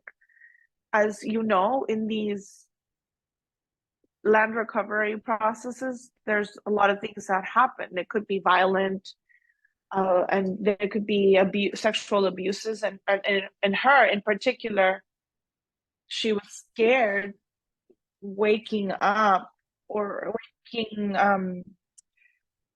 waking some sort of bad feelings amongst the population that had the land, and those who were fighting to have access to the land. I don't know if maybe she can talk about it. So we couldn't talk about it we didn't have time. And if any sister wants to add something.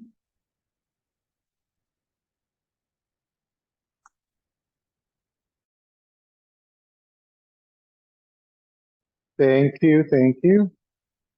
I don't know if just listening about these strategies and sharing fills me up it gives me peace. There's so many things that we can do. I was telling you a bit about that happened to me. I feel so small sometimes, facing all of this violence. And sometimes I feel that the tools that I have are not enough and that something is not enough. And just listening to you, there's the three continents sharing these ways, possibilities. They're like, whoa, there's so many, there are many dimensions that we can take about, many opportunities that we can take on. So thank you very much. Does somebody else want to share something? If anybody else wants to share, anyone wants to add something, please do so. How did you feel? I felt that this was a very interesting space, like Angela mentioned, getting to know the perspective from others and the fears and all the challenges that we all face. So that also makes us out to evaluate and assess what's worth it and related to what we're all facing. And was mentioning to my group that the topics that we were discussing, I had the topic from Samai that we were mentioning that was very delicate. We have experiences thinking about sexual violence, which is a very delicate topic, but that the strategy that she was mentioning to talk about it was also something that we could take into account in our processes. Because regardless of what we're talking about, within the conversations that we're going to be having, we're going to find some of these cases. And perhaps that people will have the trust in us to share cases of violence, and whether it's domestic violence, sexual violence. And this reminds me that this could happen, that we can be in those spaces discussing a topic that is not supposed to be about it, and that it might come up. So how do we deal with it at the ground? And to have that basis and how to discuss it, and sharing that experience was something that's very applicable, and also that whatever it was what was mentioned by Liz, that we could probably she could continue sharing with us, because I know the time to awaken these issues and might lead us to as a reference, that's something that can be repeated over time. That we could have the argument of being able to discuss something and be a bridge for other practices, the environmental practices that happened before, and to awaken that in the past, the ancestral way of doing things. So that can also help us out and can be challenging as a researcher. What do I do in that moment? Do I let the person continue extending on that topic? Or do I continue working on on the purpose of our interview? So those are one of the challenges that our researchers were going to have. And we need to be open to the situation and look at it holistically and deal with it in the best manner possible. Wow. There's so much you're bringing to the table. Another thing to the table. What happens as well when we're awakening, like you mentioned, spirits, ancestors, and how the current research doesn't have a response to this. Listening to you, I'm starting to think about the work with women that are very close to your territory. And they say to the Special Jurisdiction for the Peace, how do you feel you're going to be talking about this pain against Mother Nature, against without it being a prior process of healing, harmonization, a deep harmonization, like Lisa was mentioning, how can we move all of these memories without having the conditions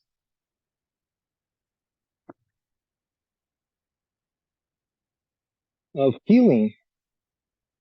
So you're bringing to the table that you're sharing that that we're doing for parliaments, with the spiritual tribute, asking for permission to the sites, to the sacred sites, to the ancestors, to be able to carry out the process. So that's how you introduce them something that is very interesting, and how these protocols that are very thought about humans and the consent forms, prior information, all this are thought about, like Vito was saying, to ask for consent to the mother to talk to the children, to talk to the authorities, to talk with the community, but also you need to also not bring them to the table. What happened to the consent of the territory, of the ancestors, of the sacred sites, of the spirits? And that's another process on its own. And there's a lot of work that can be done in that sense as well, that you can do as Indigenous researchers. And that's not only thinking about research of the world. So thank you very much for those questions. Liz, would you like to share with us, first time the experience that you had, something that you want to add, discussing in this group? Good morning. More, I want to give the word to Liz because, like she was saying, I do believe a lot of, and that they gave a good summary within the group. And I feel that Liz was sharing with us was something that, and the session was over when she was sharing, and she was mentioning some topics that weren't clear to her, of facing fear. So it would be nice if Fish could share with us, and we can all accompany her in that sense as well.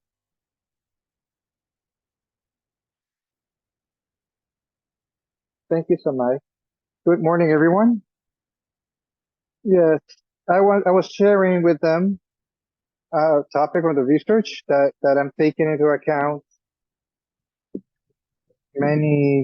A lot of the topic of the land or the seed, or the elements for the sovereignty, for food sovereignty, for security. And when I'm doing this research, everything on our own, the land, water, and the seeds, and I stay in the land. It's a struggle that we're going to be taking for the indigenous towns that they've been facing, the Aymara town, and for many centuries. And this is something that's very important. I was telling my partners in the group in 1952, that one of our presidents that mentions the agricultural revolution. And this was a very important topic for the communities, because the industrial revolution, the agricultural, was getting into the indigenous people. Because as indigenous towns, we are in the land living there, but we weren't taken into account for anything. Those who governed us were always foreigners. And those that were in our territories were the sons and the Creole. And there were so many lands, and there were many people, missionaries that worked there. And when the war happened, they said, you're going to go fight for Bolivia, for our territory. And they sent indigenous people. And we were the slaves. Let's go fight, defend Bolivia. But when you came back, we came back to the lands, and we were facing the slaves again. So we were working for the Creoles. And I was reading a story where they don't tell us, this is something that is told in schools or in the universities. We don't talk about this topic. I am an astronomer, and I can say, how can I help with this topic of improving food security? Because globalization has been very impactful. We all have the excess. We're all victims of fast food. And I was saying, wait a minute, no, transgenic roots, transgenic seeds and the territories, synthetic elements, and everything's there's a lot of harm happening right now. And there's no water. The droughts are very notorious. So this is what I said. I want to discuss this topic. And my fear has been when I see the talking about land to gather in the communities the feeling of hate, or I don't know if that's the word. I don't know what could happen. I mean, how can I take actions and bring this so that we can have some balance between the people, the women, men, and Mother Earth? Because what I want is for the communities and the people can be reciprocal with them, because we've been extracting from it the natural resources, and we need to be reciprocal with Mother Earth as well. So I was talking about this, about I was listening to their experiences, and important noting, taking note to them, because I know that they're going to help me a lot. And I find myself in the territory and how we're doing as Indigenous people. That's what I wanted to share. Thank you very much, Liz. When I listen to you, what comes to me is I feel empathy with all of this emotions that you're feeling. Sure, with fear, and you talk about this history that is so complex, and you want to do so many things. So to me, what comes to mind, what I want to tell you is, I mean, I feel the same. I have the same feelings. But from last week, it was nice to. I was there in the Sierra, around the cave, which is so complex. And when I was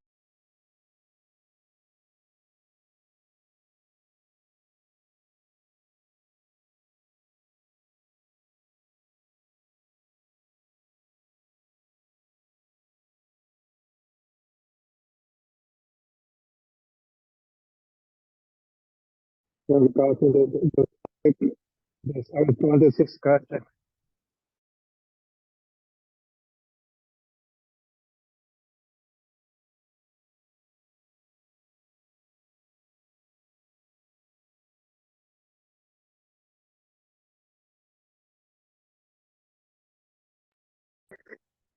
And there's a project that is a contribution that you're making, and the measure that you are looking at it as that you can put limits to it, that you can find the boundaries that you're doing with these exercises, with the among the different exercises you're going to be doing. This will allow you to understand your place within the project. You're not going to solve all the issues. So create boundaries to help you find solutions, because it's not and it's also not your responsibility. It will be unfair to ask one young woman called Liz to resolve a historical topic, a historical problem about colonization. What it comes to me is you're going to do a contribution, a very important contribution to this topic. And I'm sure that like you mentioned, there's going to be some resentment, and it won't happen because of your project or because of your questions. Those are there. I mean, those feelings are there. And I'm imagining that the possibility of people having that space, are allowed to give that space for them to talk about it. And it will help them heal. Okay, so that I know, I feel that it could happen to me.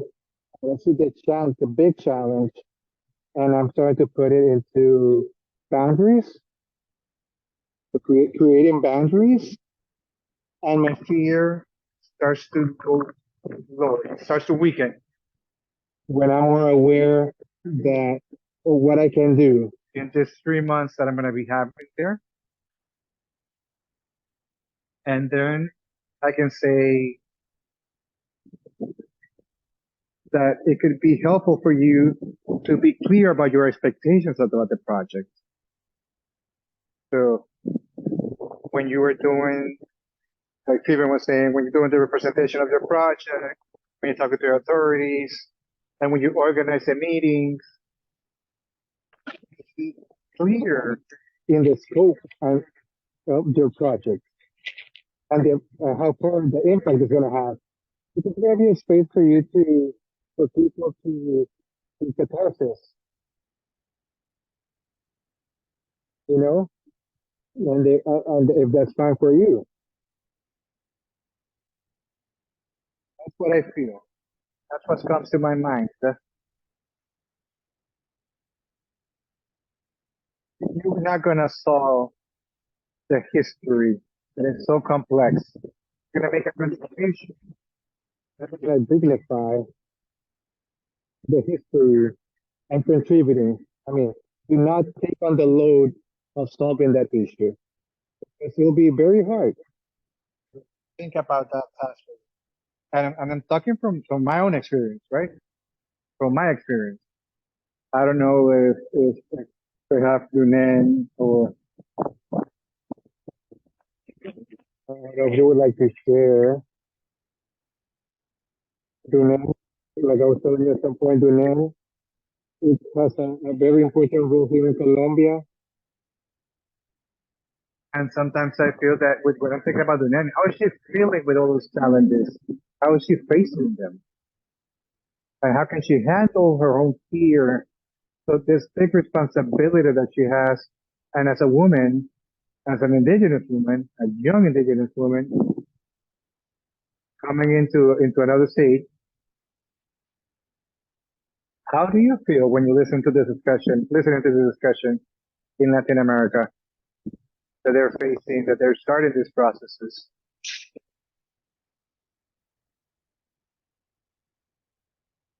I think that these are hard feelings, hard situations of understanding our communities have so many issues. And I feel that when I see the situations, what can we do? And we have this anguish because there are many challenges that we have. And that you think that you could contribute to it. Nonetheless, it's not. That's not possible because we have so many challenges of our own lives. And I feel that it is important, that's also important, like Angela was saying, of having that exercise of humility. But also you have to be very humble of saying what I can do and what I can't do. Because if not, then you're going to be with other feelings. You're going to find other feelings. And I'm telling you from what I see today, I have kids. And I'm very fearful because I feel that will I have to abandon my life as a leader?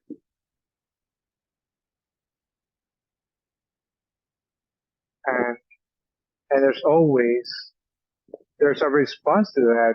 And it's the spiritual guidance that we have from our own town. We have variables that we have as a women.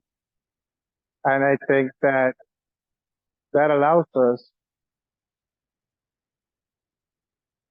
to have, when we see those doors are going to open and those are going to be closed and are going to be closed.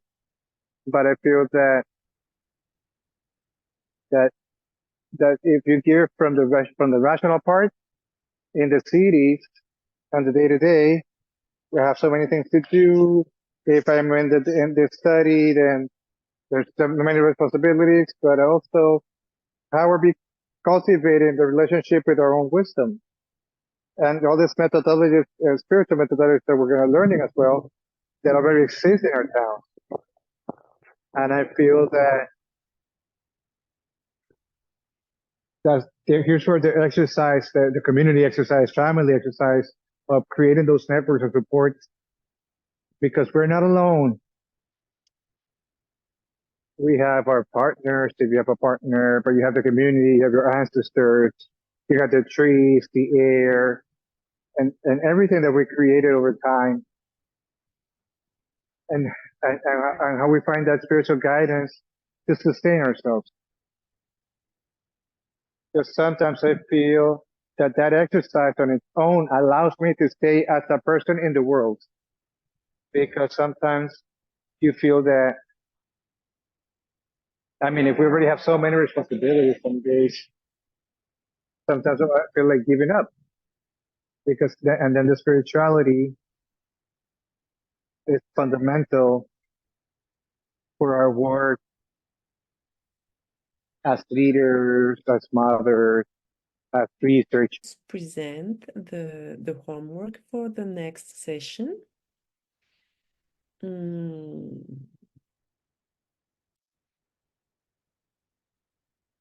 ver.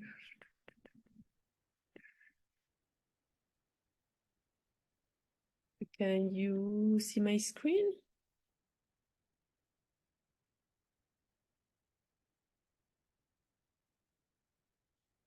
Yes? Do you see my Sí, screen? sí se ve la pantalla. Well, the next section, we will work about environmental management and climate change and cross-cultural perspective.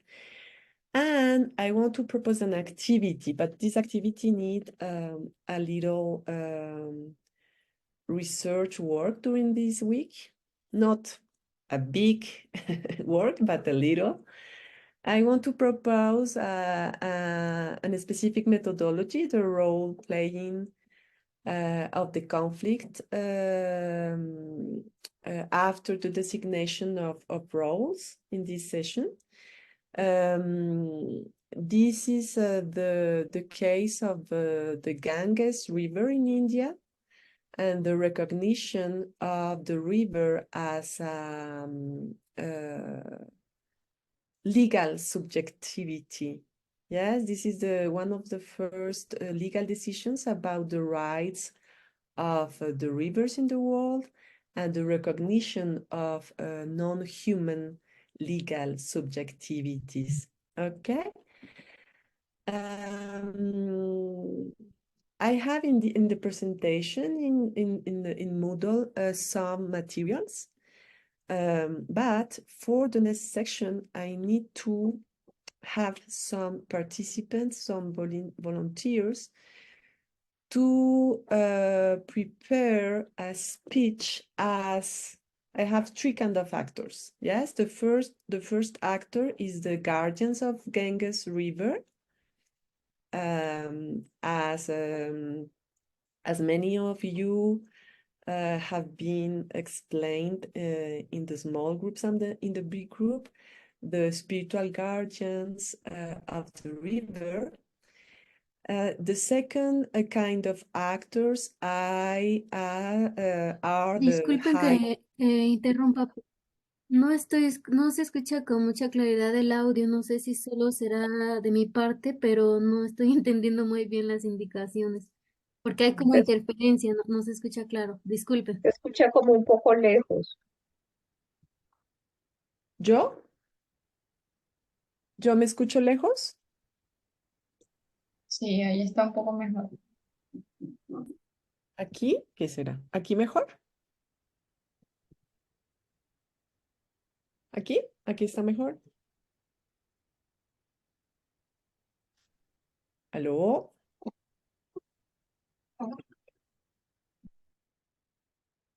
¿Aquí cómo me escuchan? ¿Será la señal?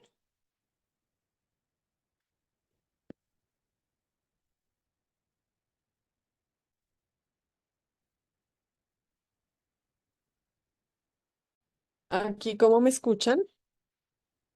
Es el audio de la traducción el que no se escucha Ah, muy claramente. Disculpe. ok. ¿Será que vuelvo a empezar? ¿Vuelvo a empezar? Okay. The idea is to introduce a specific methodology, the role-playing methodology of the conflict of Ganges River in India. And for the next section, I need to found some volunteers to prepare a speech. The first actor is the guardian of Ganges River as spiritual authorities. We have in this kind of actors spiritual authorities and the anti-logging women-centered Shipko movement. Yes, here I have a picture of this movement. The second kind of actors are the High Indian Court of Justice members who elaborate and produce a legal decision about the protection of the river. And finally, we have the contamination agents. Yes, these actors.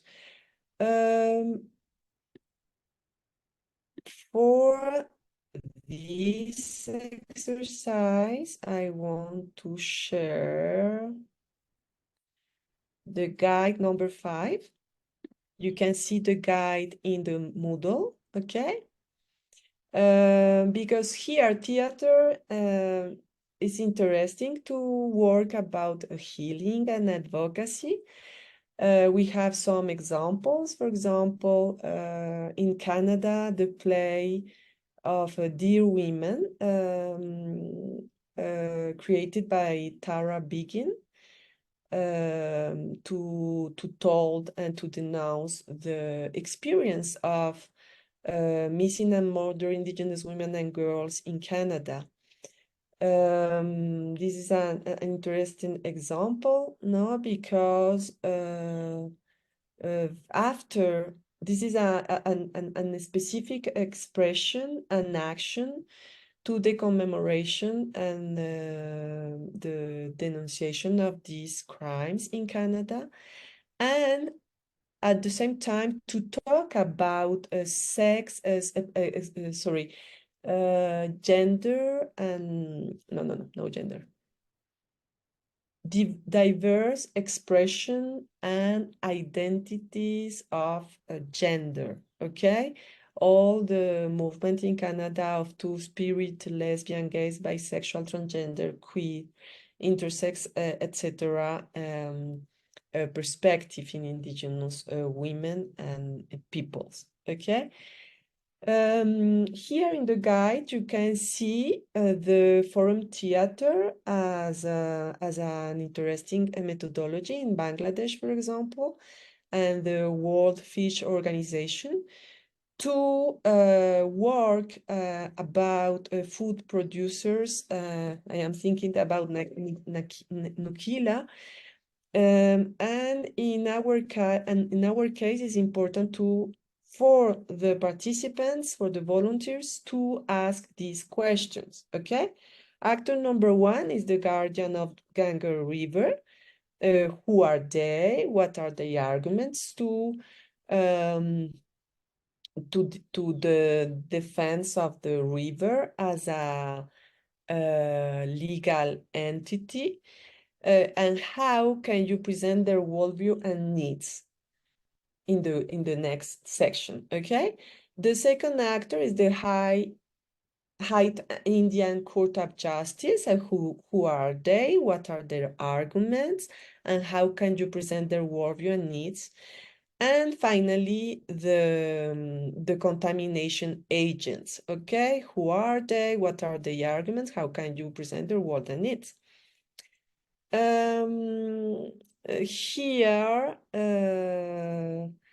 this perspective of use role playing and theater and gender intercultural transformative tool offer to men, to women, to children, and to diverse genders, identities, and expression people the opportunity to be part of the problem and at the same time to the solution.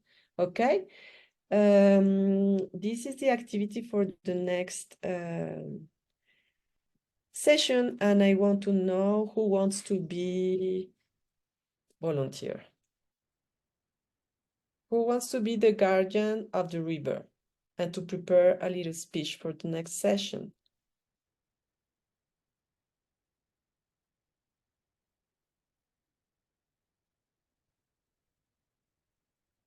Please, come on.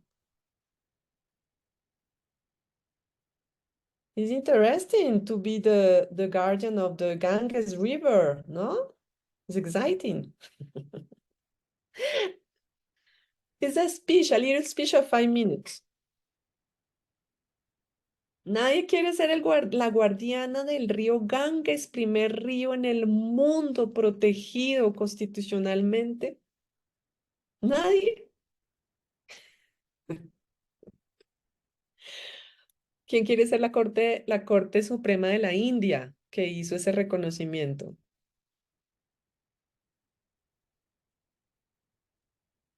¿Nadie?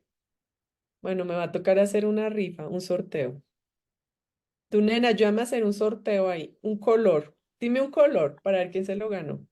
¿Quién se ganó el guardián? El color verde. Verde. Verde. Green. Who is a green color? I think it's Vivian. Vivian? No, Vivian was yellow. Ah, Jessie. Jessie. Jessie, fuiste el Sí, yo gris. soy verde, creo. Está bien. Felicitaciones. La guardiana. Felicitaciones. Te has ganado el rol de guardiana del río Ganges. Preparas un pequeño discurso presentando quién eres, los argumentos si tú quieres, pequeño, ¿no? Duna en otro color. El rosa. Rosa. Nay. Ah, no. Anania, pero Anania no está. Otro. El blanco. Blanco. Who is a white color today? Ay, Samay, ya me acordé. Dune, Dune es blanco. Samay, te has ganado el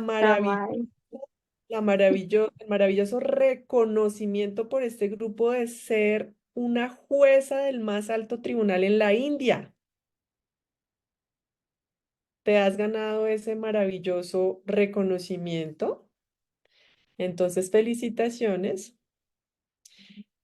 And we need the evil part, contaminant agents. If you want, I can be evil. Okay? It is okay? Okay. Thank you very much for this session and have a good weekend. And I will see you the next week. Buenas tardes, buenas noches, que descansen mucho, mucho, mucho, mucho. Gracias. Gracias. Buen fin. Bye. Gracias. Buen fin de semana. Thank you so much. Intimidation, there's no victimization,